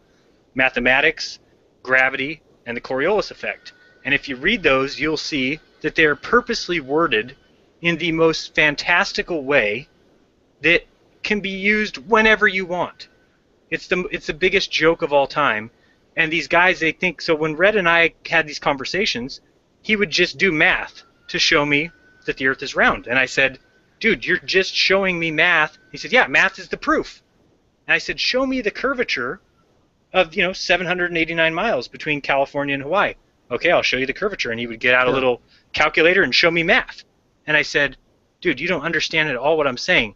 I'm saying the observed data. And I said, you don't understand that matches the math. You feel like because science says they go through a step of progressions, you think because they got to the end result that the first parts of the steps have all been done. And I said, so I'm just simply saying, show me those first parts. And they can't because they don't exist. And so I'm not hiding from science or math. There's no reason. For instance, I didn't see this till yesterday, but I also got invited to do a debate with Art Bell. Now, Morgile, well, I wouldn't have done it because I would have seen a mile away the outcome, which is the outcome is if somebody were to say tomorrow that I could debate Neil Tyson deGrasse, I would, because I would simply stick to the story of show me these things, show me the curvature, show me the evidence that this exists, not speaking on the Earth is flat, Neil, because this, and this, because you would never win that debate. Because he comes, you've heard my videos, I hate to say I hate people, But what he is doing to minds is destroying people. When you say things like, well, I believe in science, so I can go into any conversation, and whatever I say, you have to agree with. You cannot disagree with what I say because it's scientific. That is horseshit, because science is debate. Science is debunking. Science is trying to prove someone wrong. So if Neil thinks he can walk into my circle and say, the Earth is a ball, I'm going to flat out tell him to his face, prove it. Show me that that's true. And he won't be able to, because it's not. It's not. Yeah. It's Not only that, the moderator is huge, because you would never get a forum where you would have anywhere near a fair moderator, just like Morgile didn't. Art Bell, they used every technique in the book, absolutely every trick in the book to shut him down. It's absolutely pathetic. They did the over miking. Anytime the guest, Dr. What's his name, would say even breathe, I mean, it would cover up Morgile. There was supposedly like 20 questions that he had to prepare initially that supposedly they were going to talk about, and the doctor was supposed to be briefed on it and all this stuff. But instead, all they did was just make a mockery of him. They wouldn't let him say anything. His audio was way down compared to Art Bell's and the NASA guy. But I mean, the whole thing was absolutely just a farce, and they would have done the same thing to you. So the only thing that you can do, if you get into an environment where you have a fair and true moderated debate, which of course you're never going to get anybody in the mainstream to participate in that, because then they've got to, Doesn't that show people, just real quick, I mean, the ball earthers out there and all the people in the chat, do you not see a problem with the fact of what we're saying, that they don't give you the chance, they make fun of it, they don't give you, all those things should be the biggest signs to you that there's a problem. You were taught that water goes down differently in the southern hemisphere. To find out it doesn't, don't you look at it and say, so wait a second, one side tells you to hate the other side, one side tells you the other side's an idiot, one side lies to you about things that they say are facts that aren't. Yep. Doesn't that tell you? Yeah, doesn't that tell you people that, oh, maybe I should look into the other side, because if the ball earth is the truth, then they don't need to lie. They don't need to skew it so heavily and make it, such a mockery. They don't need to get mad at me for doing science, because guess what? At the end of my science, I'm going to prove that the earth is a ball, and they're going to be correct. So why would you need to fight me or debate me? Why would you need to do that? Yeah, the end result, that's obvious. Right. Well, you'd think so, but obviously these people keep saying, well, why don't you do this? Why are you hiding from them? No, I'm not hiding from anybody. But in fact, the reason I kept my comments on my videos and haven't even thought to not allow those, like other people don't allow it on their channel, is simply because I wanted people to see, and yes, it's going to hurt my channel, but it also will help, that if you go through, you'll see a person say, great video, nice job, great video, funny video. Then somebody will say, you're a complete asshole, ignoramus, retard, your parents were brother and sister. And I wanted people to see that that is their evidence against me. Exactly. Oh, and another thing, people were asking about, whatever happened with Truth Heresy. And of course, you in your last video answered that question. But ultimately, what happened with Truth Heresy is that any of the naysayers, anybody that had anything to say that was counter or anything other than pro-ball Earth, he simply muted them, and then he goes on this tangent claiming that, oh yeah, see, no takers, nobody could prove my challenge, I win, ha ha ha. Oh, it's like, have you seen his latest? Sickening. Have you seen his latest? Yes. It's like a half-hour long. Oh, it is. Yes. I think it's the one I commented. If you're wondering which video to go watch, I commented that it's the funniest video I've ever seen, and that is the truth. I've watched that video. You're blocked on his channel, though, right? Oh, no, am I? I should figure. Your comments do not show up, neither do mine, and I even commented under two different names, when I formally accepted his challenge, and then he muted it because he said, oh, well, if you're not talking about the solution, then you're going to be muted. And you saw my response. It's like, okay, I'll take this bet, And the way he makes fun of Lori by saying, like, he starts her video and she says, everyone can see this map, right? Yeah, she absolutely should. She nailed it. Yep. He owes her $7,000, no doubt. Yep. And he makes fun of her video by, she says, "Can everybody see this map?" And then he spends 3 minutes of laughing time because the map is small. And it's like, all these people come to funnel his little comments, or all their comments are in there saying, "Oh, you really killed her. Oh, you really proved her wrong." I'm like, people are completely clueless. He's making fun of her small map, not the proof that he goes for 7,000. Yeah, and then he does the complete opposite of everything that he says. You know, just like he made this comment to me saying, "Well, I don't come to your channel and troll your channel." It's like, no, but you do come to Jeran's channel and troll his all the time. Absolutely. And but yeah, and what's funny is he will actually respond to like comments of yours. You can tell that you have made a comment, but he's got them muted so that he can see them, but nobody else can see them. And that is such just a chicken shit way to handle it. I can't even believe it. But then he just goes on these big gloats of, "Ah, ha, ha, you stupid flat earthers. I won. I schooled you all." And he has no idea how stupid he looks. I mean, I can't even believe I ever liked that guy. The only thing that gets me, well, he's funny. It's funny in a hilarious way. I mean, yeah, the most recent... pathetic way. Oh, man. It is so sad when he's going... I guess he has this whole thing. You said he's great with etymology, right? But have you heard when he's talking about the most... Now that he understands the whole... He understands the flat earth thing. He knows the knowledge now, and he said, you know, they think they know knowledge, but they know nothing about the edge, the no ledge. I'm like, dude... The edge, they know there's no ledge, no edge. So, I mean, it is hilarious. And it's like a half hour. That stuff flew on a lot of his other etymology videos because it was about etymology. You know, it was about word roots. But he's trying to take that same, you know, kind of bullshit, basically, and apply it to the flat earth. There's no edge in knowledge type stuff. And it's just, you know, it just doesn't work. No, and it's funny. He's blind to it. He can't even see it. It's I really, really am so sorry I ever liked that guy because he's such an idiot. I think that I honestly feel like it's going to come out soon enough that I don't really care because they're going to. It's so funny that they're saying just wait till all these flat earthers disappear. And it's like, that's great. They can say that all they want. Chance. Yeah, if you think I'm going away, fantastic for you. But believe me, when the truth starts to come out, these channels will still be here unless you go and delete yourself, and then like people aren't going to know exactly what happened. Like even in this most recent video, he's kind of tried to back down a little bit by saying, well, I want to get away from that because my subscribers don't want me spending too much time on the flat earth, so I'm going to end that.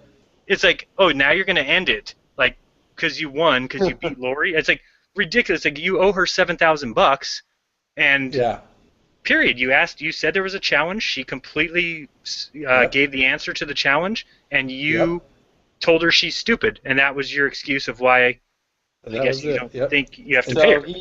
So he's not going to be doing all those videos he said he was. That's going to just really rip the flat Earth apart and disprove everything. So that's all gone now. That's not going to happen. You know what, TJ? He has made like over 20 videos saying, and from video 1 on, he's like, oh yeah, wait till part 2 comes out. I'm really going to school you guys. And then it's, you know, part 2 comes and goes, and it's completely lame. He has 100 down thumbs, you know, to 5 up thumbs, and then he goes, oh yeah, well wait till part 3 comes. I'm really going to school you. And he did this for 20 videos. And it's just like, you know, dude, it's really getting a little old. You know, when are you going to school us? When are you going to actually do it? So ultimately, like I said, what he resorted to was just banning any naysayers off of his channel. You are completely muted. And then he gloats on that, oh, see, I schooled them all, and nobody even has the guts to, you know, come back and say anything now. It's like, yeah, because we're all banned. Let me read you one comment from his most recent video that I thought was perfect. And this girl was, I guess, a follower of his, obviously. And she said, True Theory, I liked your El Toro Bull videos. Those videos, although some of them was not easy to digest, sounded good enough given that your etymology of occult language is pretty ancient. But you calling flat earthers as stupid is not right. You base some of your observations on the Illuminati card game and words like no, etc. These sound too far-fetched and random to be given any sensible attention. I've been studying the Illuminati card game for many years. I have seen stuff in them, and a lot of conspiracy researchers have missed it. As such, I am familiar with the language and vibrations of the card game. Etymological influences you use to base your bull god comparisons do not work here in the same way.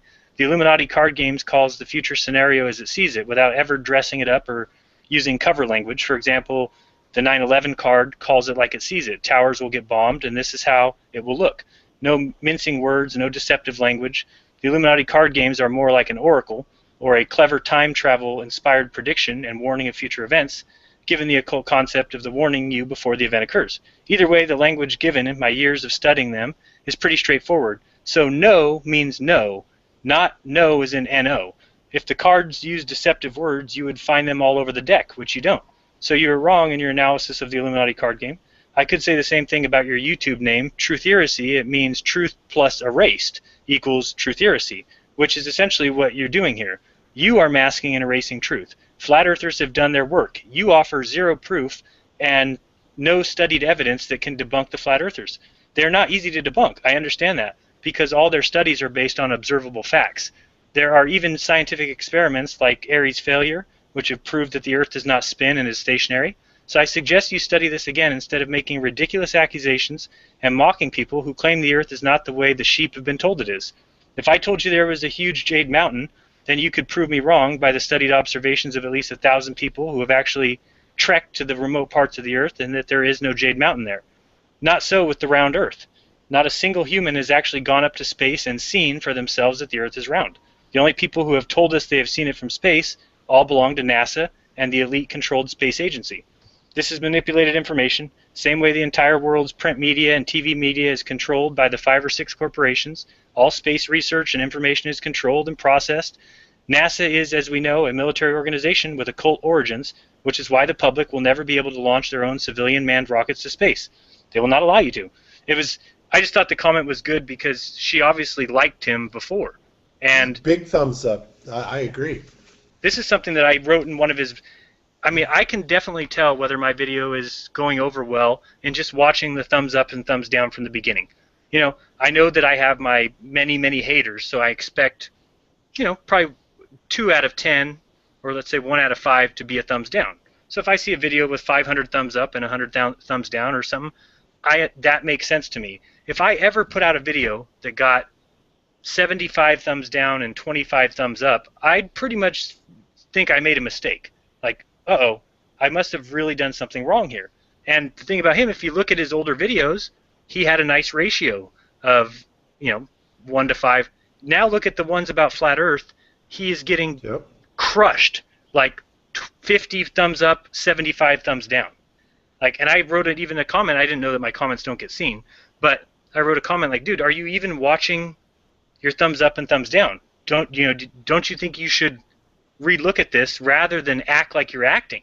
Like, I don't have a problem with people make mistakes. I make mistakes all the time. That's why I tell people don't trust me, because you're going to end up feeling bad for doing it at one point when I make a mistake. And so for him to just make a mistake and say, hey, I didn't understand how these longitude and latitude lines worked, that's fantastic. If you make a mistake, if you don't understand the flat Earth and then you come to the understanding, that's the whole point of why we're putting out these videos.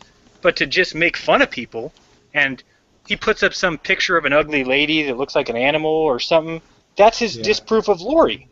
It's like, dude, and he doesn't even show himself. It's childish. He doesn't even show. Do you know what he even looks like? Yeah, I do. Oh, you do? I see. I've never seen a video with his face. It's like Red's Rhetoric, who wants to talk about truth and things like that, and then uses a voice masker and covers his face with a T-shirt. And no. It's like, I what? definitely know what he looks like, but it's crazy. Oh gosh, I forgot what I was going to say. Sorry. Anyway, go back to you and I'll think of it. Yeah, but I do. It's funny because, I mean, it's also something else that I go watch his most recent video. It's 30 minutes, but it is absolutely hilarious. The attempts he makes to draw some sort of connection to we're part of this psyop or something, and I know it's impossible for me to say to people because you can never believe me until you knew me or were me, but there's no deception on my part other than trying to get people to see the truth. I certainly, and people will always comment on every video like, oh, here it is.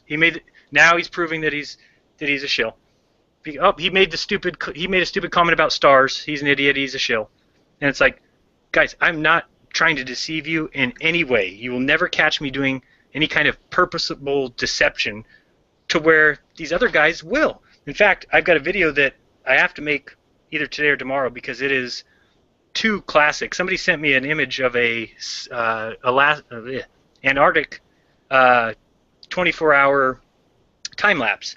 I'm sorry, it's a 6-month time lapse, but it shows you every single day for that 6 months, and it is so bad. I mean, it is disgusting what they're trying to do, and it's so funny because it's like, why are they making fake videos?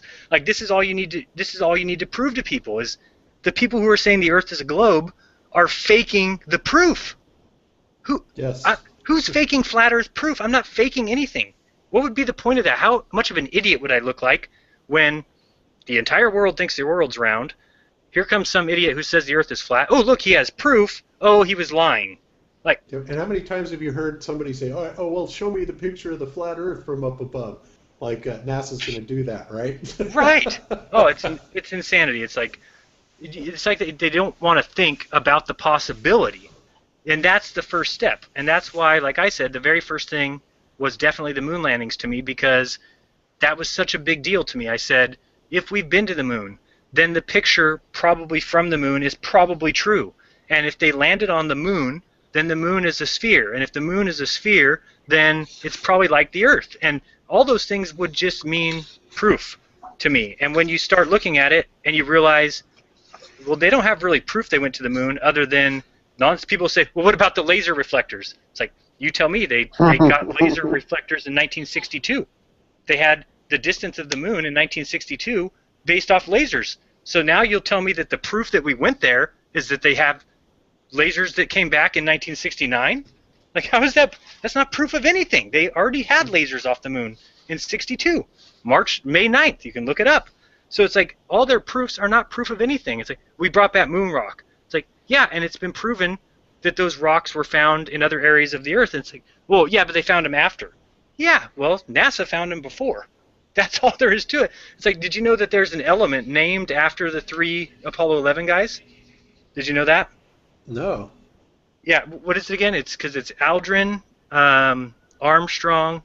I think it's Armacore. I'll find out what it is. But it's not unobtainium? Should be. No, but here's the funny thing, is the element that they found, it says, is named after the 3 of them. It's a combination of all 3 of their last names. But it says, this element was found on Earth a few years later. But they try and say the proof is that they found it first on the moon. It's like, no, they found it on the Earth and hid it from you, then said they found it on the moon, and then you found it after. Like, these things are not hard to see. That it's like Alan Beam talking about going through the, oh no, we didn't go through the Van Allen belts. Oh really? Because they're only 100,000 miles from Earth. Oh, well then we went right through them. Yeah. Oh yeah. And then I remember seeing it. Armacolite. Armacolite. Armacolite. Oh, jeez. Yeah, which is found on Earth. It's like, it's just so funny that people don't understand that if we didn't go to the moon, then it means they haven't gotten far enough from the Earth to take a picture of it, which means the pictures are fake. Have you seen Have you seen the video that's Pure Imagination? It's called. Guy just released it today. Oh, it is awesome. What he does is you know the part of Charlie and the Chocolate Factory when Gene Wilder does the song Pure Imagination. Right. Right. They're walking through the factory and he asks them to lick the wall and says, the wallpaper tastes like snozberries. And then Baruka looks at him and says, like, there's no such thing as snozberries. And he says, little girl, we are the makers of dreams, or the dreamers of dreams, something to that effect. It's a very profound moment. Then the song begins, and this guy does a back and forth between actual paintings, drawings, oil paintings, charcoal drawings, showing the amazing reality of paintings and drawings, and every other is a picture of the Earth. And it gave me chills, because the pictures of Earth are crap. They are the most unoriginal, most unrealistic things you've ever seen, and there's people out there who will argue their truth. We don't live there. Like, how do people not understand when they see that stupid ball?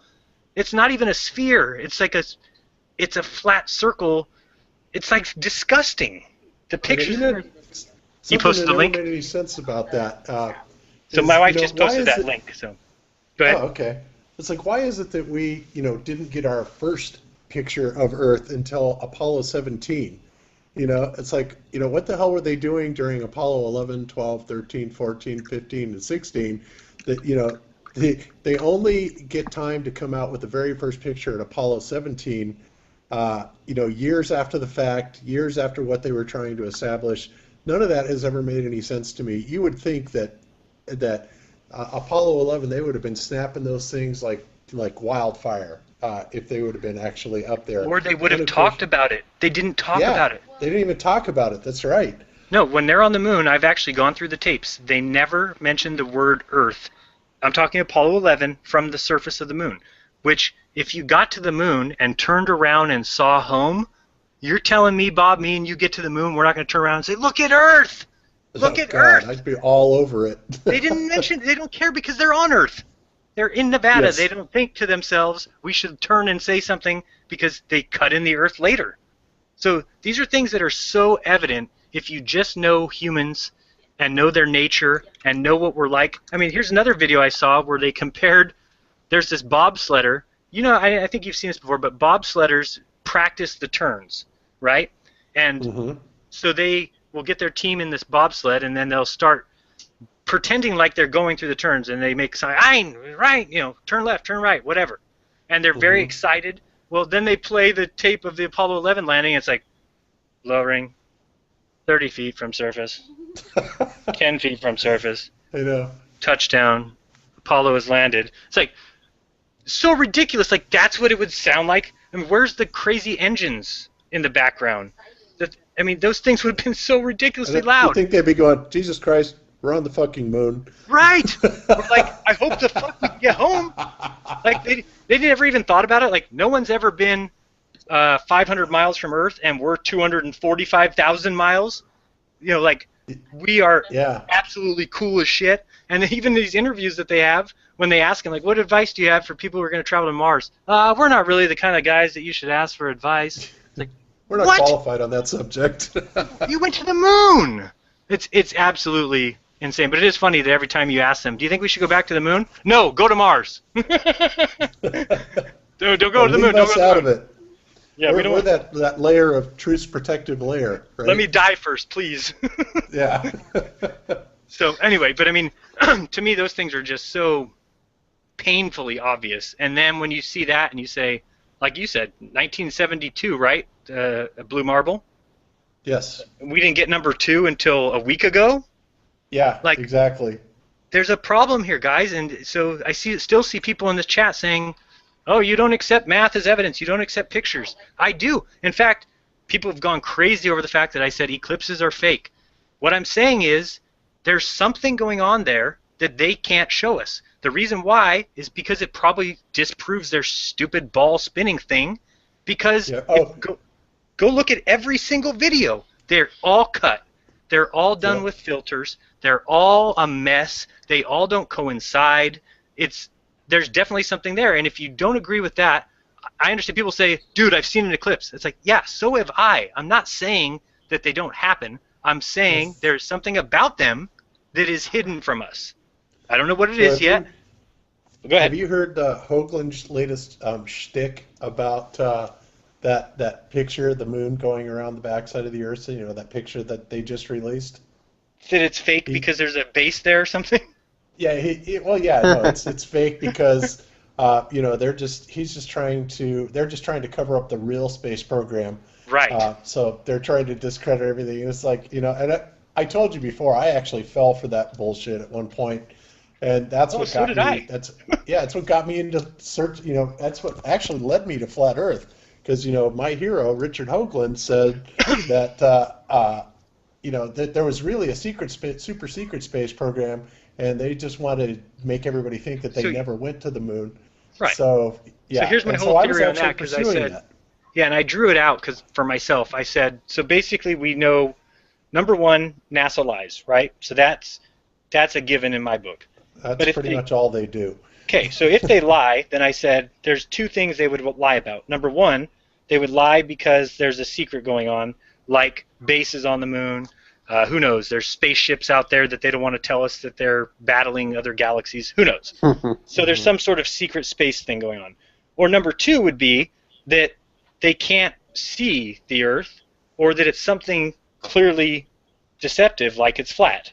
Those would be your only two choices. Now, if it was number one, then they would show us pictures of the Earth that would appease us, that would make us not question them. They would just say, here's your stupid pictures of the Earth, here's a picture of the eclipse from the moon, here's where we landed on the moon, now shut up, and we would all be happy and go about our merry business, and life would be great for them. But they can't do that. Supplement it. They can't, right. They can't even supplement it because it's not happening. Right, so if they can't show us that, then there's the lie. And if people can't see that, there's not too much more I can do to help them, because there's a reason that somebody wouldn't they just allow it. Like, you ask Red's Rhetoric, like, where's the pictures of Earth? Oh, you ever seen the blue marble? It's like, okay, yes, I've seen it. Where's the one from 73, 75, 77, 82? What is Hubble doing that it can't turn around every once in a while? Just take a picture of the Earth. Yeah, where are the millions of, those things are very programmed to do other things. Like, then program it to not. Like, your programmers are so smart. And then now that one website, Jeran, remember that one website that you sent me that somebody had sent to you that you could supposedly bring up all these different satellites. Oh my God, that was the worst. That was cracking up. That was hilarious. Yeah, that was terrible. Because, I mean, it had all these different pictures, but they were all clearly CGI. You know, some of them looked like that one picture of the Earth where North America was taking up the entire northern hemisphere. And you're just looking at stuff like that going, how on God's green earth are they even, how can they even, say this with a straight face? It's like a drop-down menu where you could select DirecTV satellite, and then it would show you the Earth from there, and then you pick Telesat. And it's like if that were true, everyone asking for pictures of the Earth, they would just say, go look at that site, you idiot. Yeah. But nobody does because it's clearly fake. It's like, I know. It's such a joke, and it's so sad because the most important thing, if you're NASA, you would take care of the most important thing first, which is show us the Earth, every different angle. There would be 24-hour cams from different sectors. I mean, you can go online and find any city in the world, basically a live cam there.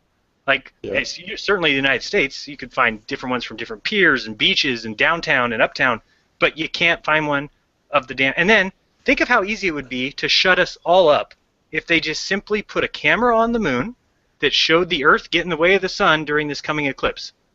We would all be there. That's proof that the flat Earth is wrong. Or at least turn the Hubble on it. And it's like Morgile just said in the chats. They say that the Hubble is too close, or that the albedo or the brightness off the moon is much, much, much too bright, so they can't calibrate anything. And then they come out with calibration shots of the moon supposedly that are no better than I'm probably going to be able to get with my Nikon Coolpix P900 camera as soon as it gets here, And the lies that they tell people about, like, so many people say, why don't you just go to a powerful telescope and see that the lander's on the moon? Like, dude, that doesn't exist. Like, they say that, but some of the people say, oh, well, they have those targeting scopes, that allow them to bounce the lasers off the moon. I got in a big discussion with some chick that was supposedly very knowledgeable about how they did all this, and it all started over on Crow 777's channel, where he basically did a video about the lasers being able to hit this little 1.5 meter target off the moon, and so I went over there. You saw my laser from 4 miles. Yeah, I know. It's like, you got to wonder, and that's another thing you can't find. It's like, we had problems with beam divergence, on the laser experiments that you ran. And of course, TJ, I'm still curious to find out what his blue laser does, since it's supposed to have the less beam divergence.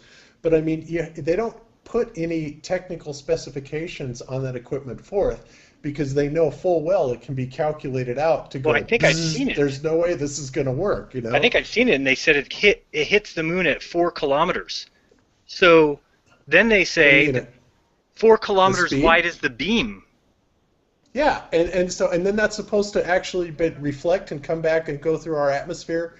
And what particle detector is going to detect those photons, amongst even the most dimmest of ambient light? And they say how many it is. They even say it's like they send up 200 what is it? Billion, trillion, quadrillion. Photons. So 200 Yeah. quadrillions go up per laser pulse, and they know that it hit the reflector if they get back one, not 1 quadrillion, one photon, I which know. they say doesn't That's even always absurd. happen. It's absurd. It would happen if you shot it off of empty space. You would Yes. get one of those to come back because it would accidentally hit something and come back. It's And like, if they only get one back off the reflector, what the hell were they doing when they were just supposedly bouncing it right off the moon? I know. Back in the turn of the century. It's like, really? Wow, that it's had to be sickening. good.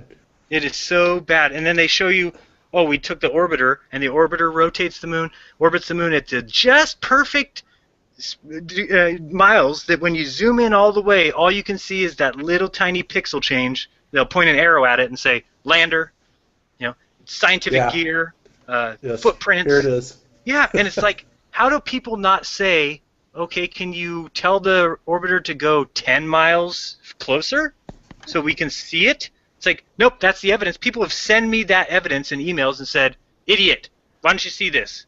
It's like, are you kidding me? It's almost like it makes me think of as if like you and I met online or something. We were dating like 10 years ago. We started dating, and I sent you a picture of me, and I'm like super cute and young or whatever, and that's the only picture that I like sent you. And 10 years go by, and we're still dating online. We never meet each other, and you've only seen one picture of me. And you finally one day you asked me for another picture. I'm like, no, I have this one I sent you already. That's what I look like, or whatever. And there's no way. Yeah, there's no way that any normal-minded person would just be okay with that. Yeah, Like, call this that is my proof. girlfriend. Or then she'd say, like, here's a picture of me at the bar, and it'd be a picture from across the street where she's like one little pixel with an arrow pointing at her, like, this is me. Like, oh, that you can't get any closer? That's the best picture I can get is that. Yeah, you dumped me right away. I would hope so.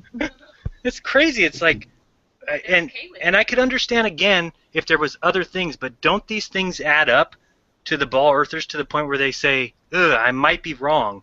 And I agree that it's the hardest thing to accept because it really is the culmination of everything. You realize that your entire life has been taken and morphed into something that it wasn't. But the thing is, take it back. Take it back and enjoy the rest of it. It's so freeing. It's so freeing to know that I'm not spinning because for 35 years I thought I was a lunatic. Like, how we're not spinning. It's so funny because I see a lot of people saying the same thing, so it almost leads me to feel like everybody believed that. Everybody felt in school when they told you were spinning, like, what? What are you talking about? And what do you mean? Well, you were born here, so you don't really know. It's like, no. If that wouldn't make a difference. Like, even if I was born during the spin, I would still be able to tell I'm spinning. Like, there's still and there's not still. There's not. You would feel that. And it's just insanity to me that we all just kind of let him get, okay, well, I guess I could see that, yeah, if you were born in a car driving, that it would feel natural to you to be driving or whatever. But it's still the equivalent of, if it was just that simple, then fine. But you also have to add in the fact that we slow down and speed up. Then you have to add in the fact that it could vary by as much as 900 miles per hour, how fast you're spinning. And then it's just, how do you take the air on Earth and say, oh, well, it's attached to the Earth as it spins. It stays with it. But the wind inside the Earth can move freely wherever it wants. It's like, I thought you said that the atmosphere is attached. Like, what? Explain yourselves. Where's the point where it crosses that supersonic barrier? You know, what latitude does it do that at? Because I'll bet you there's some crazy weather there. Yeah, and how does, if it's not, because I've asked the guy that I was debating with, I said, is there a point of space and atmosphere as far as, and he says, well, it happens gradually. I said, dude, you don't understand what I'm saying. It's like back to the evolution thing. I said, I understand gradual, but there still is a point where something changes. Like if there's atmosphere, tiny bits of atmosphere, tiny, tiny, tiny bits, and then space. And I said, is that rigid? Like, how can it be, if space is the absence of all atmosphere, then how can it not rip the atmosphere off? How are we spinning freely it has to be an ether. It has to be something, nope, it's gravity does all these things and keeps everything in law. Yeah, it does. We're just not spooning. And by the way, I see that Morgal is out in the chat group. And Oh, cool. yeah, Morgal, I wanted to say, I listened to the interview. You did a great job for the little part that they let you do. It was pretty obvious that it was a complete, it was a farce. It was a joke. I mean, what Art Bell did and the NASA guy did to you and how they had it all set up. And I really appreciated the way you came back and made your clips video out of it. That was awesome. If anybody hasn't heard that yet, you should go over to his channel and listen to that. It's great. But I mean, they absolutely just did this unbelievable hatchet job on him and pulled out every trick in the book to just discredit him and not even let him get a word in edgewise. It was absolutely crazy. But you did a great job anyway, buddy.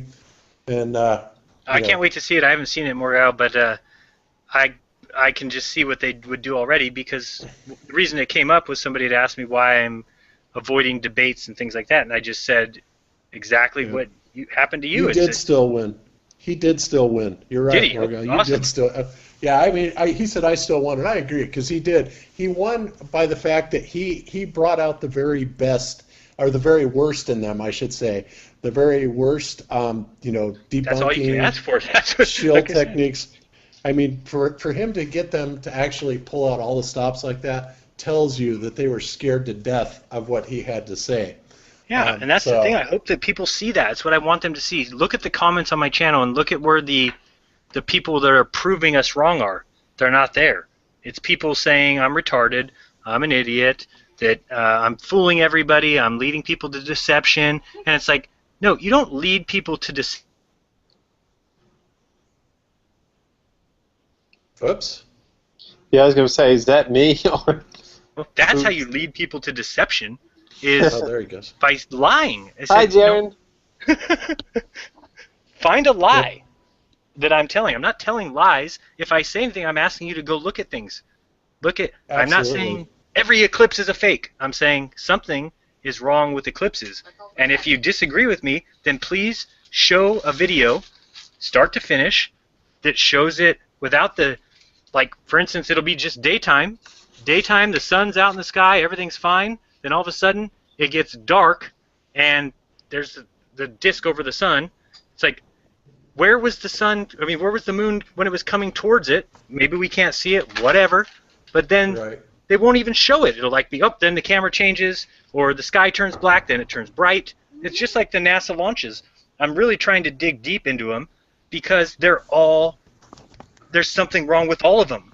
And I'm not saying that they're not launching shit up in the sky. They are. But they're also doctoring the footage. They're also adding smoke. They're also doing things that are a little bit weird. People say, oh, that smoke, it needs to happen. It's all the pent-up energy, and it has to come out these side chutes. Go watch a Russian launch. No smoke. Go watch, other countries. Why don't they have to have smoke? It's because you're all just faking it. And it's nonsense. It makes me so frustrated because what a different world it would be if people just realized there's one organization responsible for your entire perception of where you live, and if you want to keep fighting me over it, what are you doing? Like, NASA's that important to you? It's so important to you. Like you say, I love science. That's great. So do I. So investigate them scientifically, and you will see they're deceiving you scientifically, and then let's use science to find the truth. Now, I like what Lori said in one of her shows when she said, somebody was saying something about we need to get these different proofs of the flat earth, and she said, you know what, I really think we need to focus on disproving the globe. Because once that is out, once people know NASA's lies, once they know that we don't have pictures of the earth, you have 7 billion people who want to find out. So we're going to find out. Like, it's just you have to get past the point of everyone saying you're wearing a tinfoil hat, Jeran, because you don't believe in NASA. It's like, you don't believe in space? You don't believe that? Nope. You believe in Earth? I don't, because it doesn't make any sense. It's like, well, how does your sun and moon go around the Earth? How does yours? How does yours just sit there and burn? Jeran, what do you think about, I don't know, I think we've kind of touched on this, but what do you think about the possibility of the moon being self-luminescing? Um, I absolutely think it is. I mean, You think so too? yeah. I mean, well, the light is different, so it can't be a reflection, and that's something that I've seen tested and know that that's true. So, Yeah, it does seem to be different, but I mean, the model we're looking at, we're basically trying to put together a model where it works, without it being and self-luminescent. it certainly wouldn't make any sense. Why is it always point? I mean, it's clearly in that direction, right? So, I mean, the light Right. has something to do with the sun. Now, is it just a reflection, or could it be some sort of energizing? Could it be some sort of it gets its power from the sun? That kind of thing. Or the magnetic fields that it's The passing magnetic through, field, right. and that could give it the fields, the phases, I mean. Another thing I heard recently that made a lot of sense to me, and something I haven't looked into totally yet, but imagine instead of saying the sun and moon cause the tides on Earth, right? Mm-hmm. Somebody had mentioned that if the Earth was just shifting left to right, let's say, in the slowest motion you can imagine, so this isn't 1,000 miles per hour, this is as in the equivalent of how big is a tide? Like 10 feet? The high tide? Mm-hmm. Right. So imagine that the Earth in a day shifts left to right 10 feet. That's it. Then it would explain why in a lake there is no tides, because a lake is contained in the whole entire moving apparatus, to where in the beach at the oceans, when the Earth moves, it would cause the water to slosh back and forth. See how, because, right, so it just was crazy when they said that, because it kind of hit me like, yeah, it just really made a lot of sense to me, to where, because I can't see, and I know I've described it the way that they would pull the water electromagnetically, etc. But how could we test that? How could we really? Well, that's one thing we were looking at here when we were working on our model. Right. Is we're looking at the sun and the moon position, and then we were also looking at how far the tides were pulled back from the beaches here. And it's interesting because when the sun and the moon are directly over Maui or directly over Hawaii, we notice that the tides pull way, way back, almost like that the waters are being pulled up. That's true, though. We saw the same thing at the beach. That time that I was, 27 feet below sea level at the middle of the night like an idiot out there, like, Right. I don't know why you can't see my light. And I look at my altimeter and it says I'm 27 feet below sea level. I'm like, holy shit, I gotta get out of here. Yeah, really. But that was when it was a new moon, and they were both on the same side where we were, and then the sun set. So the moon and the sun went down together, which would cause, like you said, all the tides were way out. So, I mean, yeah, it's probably what it is. Pull it back. So we're actually making a model based on that, and we have our observed data here, and I think maybe if we can look at some of that in California, or also up north of ways like around Seattle or something like that, and then I also have friends in Sao Paulo. But if we could just kind of get positions or tides and see how they go along with the flat Earth model and the sun and the moon actually going around in a circle above now, the in your disk. model, Bob, do you have the sun and moon both as spheres, both as disks, one and another? What do you have there? Well, I tend to believe, me personally, that they are spheres. I know a lot of people, including yourself possibly, think that they're just disks on one side, but the thing that doesn't fly for me, like the sun just being a disk and not being a sphere, is when it goes around and you can catch a full perspective of it. And to me, it certainly seems spherical. Now the moon, you can't really observe it so much that way, even though the bottom of it does have the features like it is would be like spherical shaped. But again, all we're really seeing up in the skies for both of them is a circle. But because of the fact that you see them kind of coming and going. So even if somebody like me in California sees what would be the inside track of the moon, and somebody in Antarctica sees what would be the back of the moon, that's why I can't say it's a sphere. Or are you saying right, it's and I pointed understand down? that. Or well, and the moon, I'm saying that the sun, I believe, absolutely is a sphere. The moon, the jury's still out on that one. I'm not quite sure what to think about the moon, because of the fact that even when you look at it from the southern hemisphere, it doesn't appear inverted at all. It appears more kind of leaned back, almost like the Right. stars do when I look at the constellations here. Totally. So, the moon, I'm not so sure about. The sun, I tend to think is a sphere. The moon, still jury's out on that one. Yeah, interesting. I mean, I'll tell you about the video. I don't want to say anything yet because people will say I'm making the claim. But I have a video that shows something quite interesting that might be happening from a perspective of Antarctica. That might be why we don't see a lot of video coming from there, as far as the sun and moon going by. Because if they were balls, well then wouldn't one sometimes get in the wrong? How do I describe it? One would get in the way of the other. Is something that we don't see. I'll have to show you the video. I'll show you the video. Yeah, I know what you're saying, and again, that goes back to our argument about the eclipses. When we're seeing that yes, they're up there roughly on the same track. However, their nodes, where they cross over, those nodal points are occurring at different places, and that's why you have, what is it? I think a minimum of 2 eclipses per year and a maximum of 5. Because they're actually crossing over on those nodal points. So, yeah, and it's something that would be so much easier to actually model in 3D. Well, that's what we want to do, too. It's really hard to build visualize it.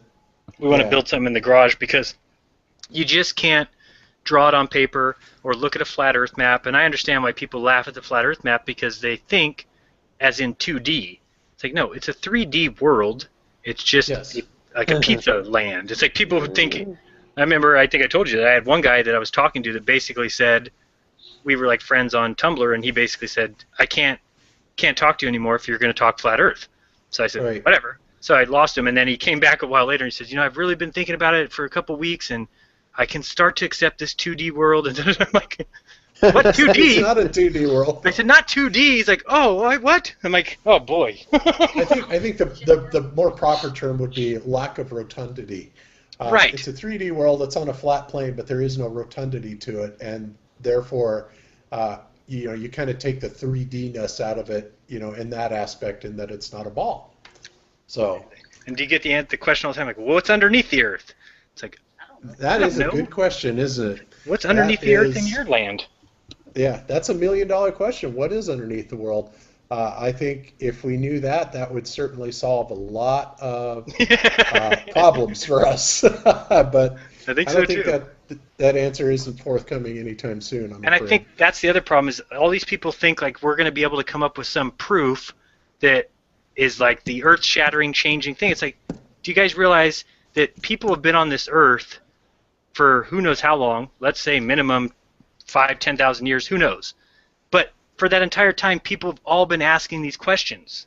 Like, you just don't know. Like, we're trying, but we just don't know. And it's like they came along and said, we know. It's this, and they had to keep changing it and pushing experiments down a ways and hide this, hide the Ernst and Mach, and hide this, and it's so clear that you don't do that for truth. You don't have to laugh at people who believe differently than you if it's true that what you believe, because there's no reason. You're being completely ridiculous to treat people that way. Just show us. If we're such idiots, show me the curvature between California and Florida of 780 miles. That I know what. Where's the curvature? Where's the curvature?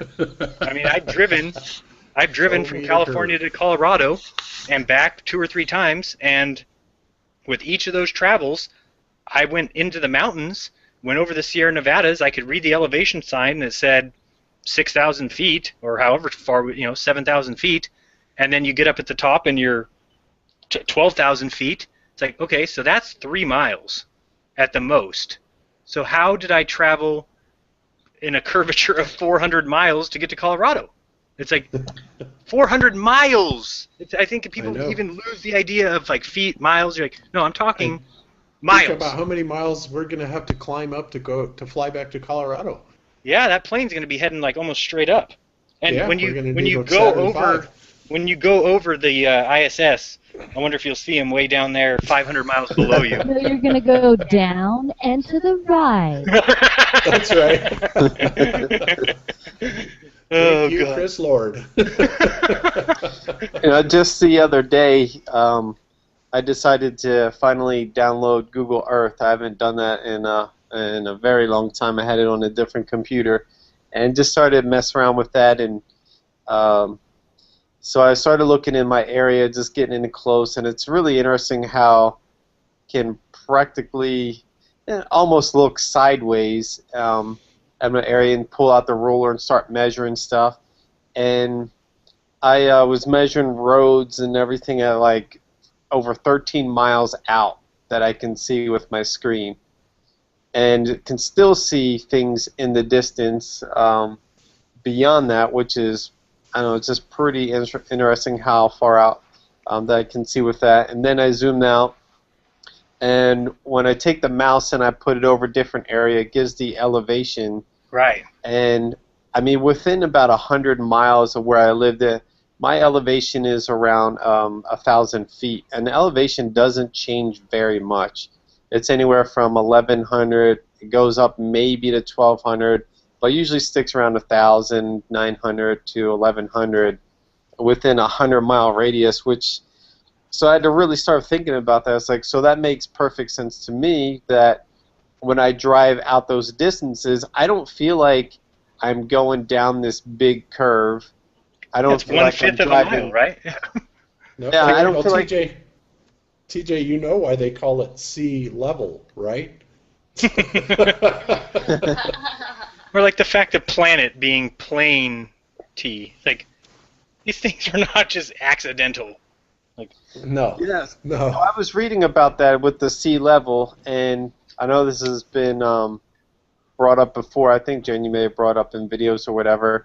But I was reading about it, and it's not exactly clear, or they don't have just one way that they come up with sea level, but one of the ways they came up with the sea level was they took the measurements of, I don't know if there's one area or multiple areas, but they took the measurements of low tide, they took the measurements of high tide, and they took the median of the two, and that's sea level. So it's kind of crazy to think about that we've got these big curves in the ocean, but they take sea level at the base or at the edge of the sea at the beach. I love that they call mathematics, too, these constant averages, like the speed of light that constantly changes, and changed so often that they were getting confused, so they just said, let's just set it at a number, and then they based the meter off that distance, so it'll never ever change again, because that's the distance that it is. That's what they did with radiocarbon dating. They just set the thing at 1950 because everything was getting all jumbled. So they're like, oh, let's just start it at 1950. Now they're but then when things get really ridiculous, they just re-normalize things, right? Right. Kind of like bring it back within realms. Yeah. It's like re-normalize, oh brother. Real normal. I get worked up about that stuff. It's too much fun. One of the things I was going to mention too, so when I was looking at which is funny because the Google Earth, it's a globe, but then when you zoom in, it's just all flat, all flat, and has. You mean like every map we ever had?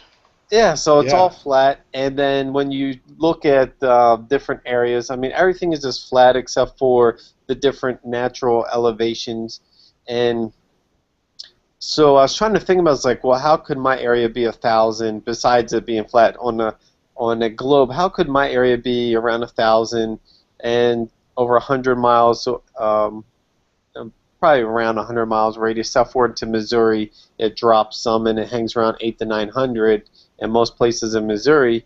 So how could it, on a globe, how could this be the case? And I could see how they would argue that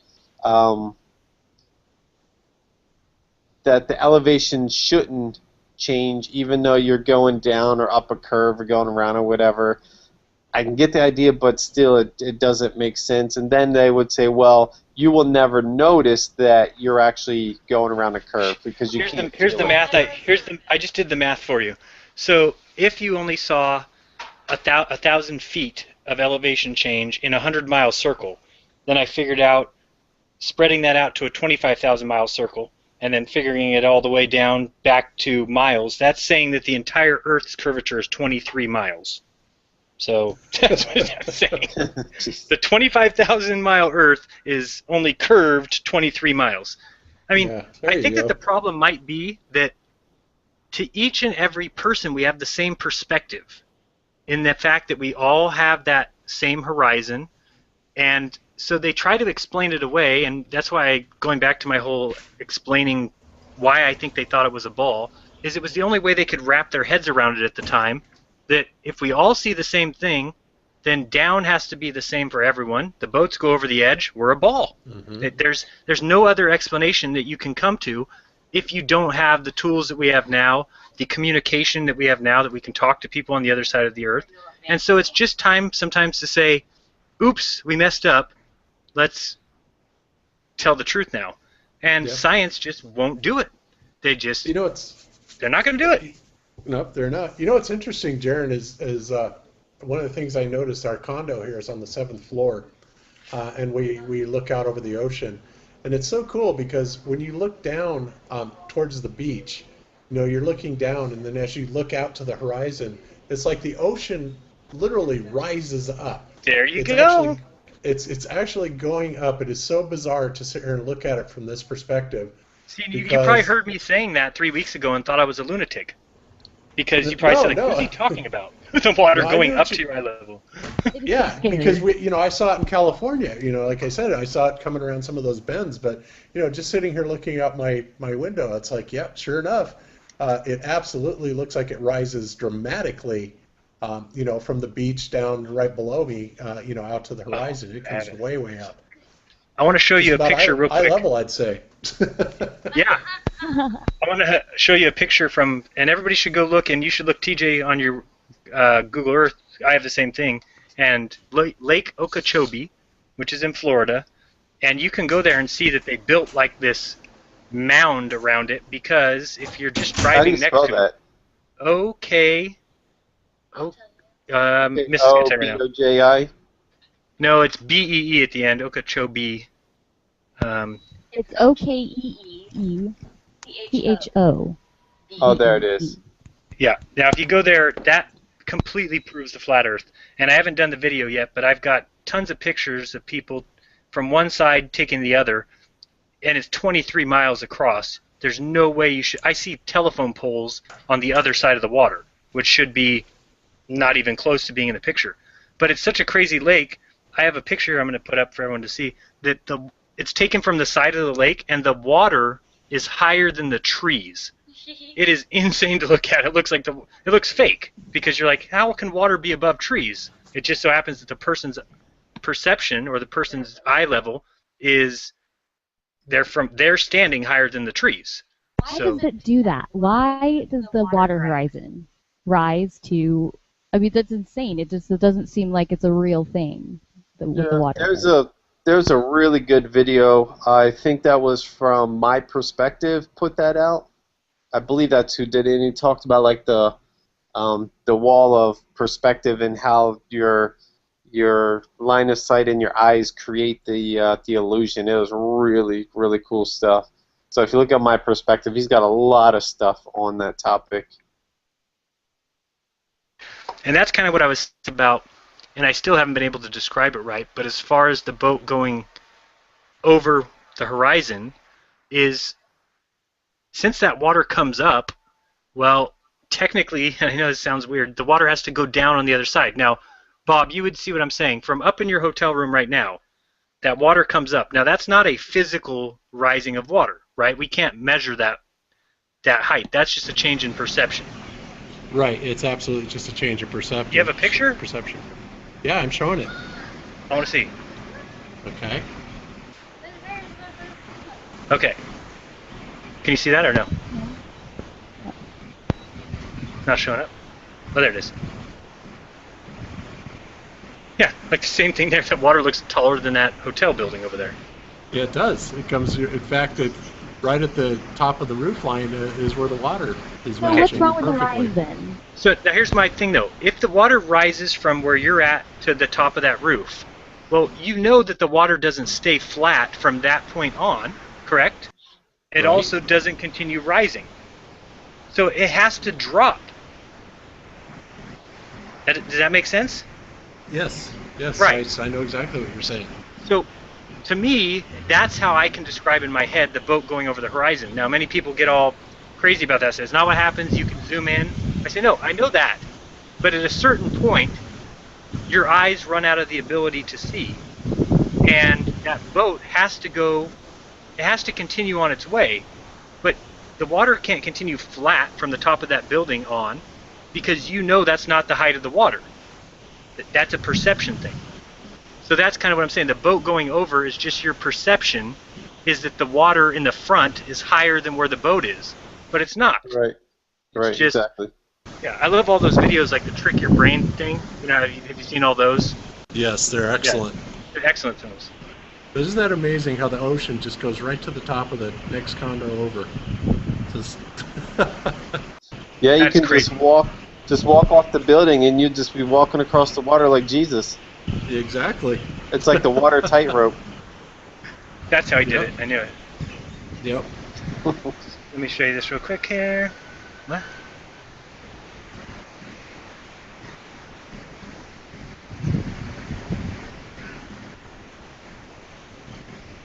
That is beautiful. I don't see it. I don't see. Oh, I do. Yeah, I'm actually shooting across to Molokai, which is pretty much shrouded in clouds right now, but you can kind of see the end of it. But that's the island of Molokai that we're looking at. Wow.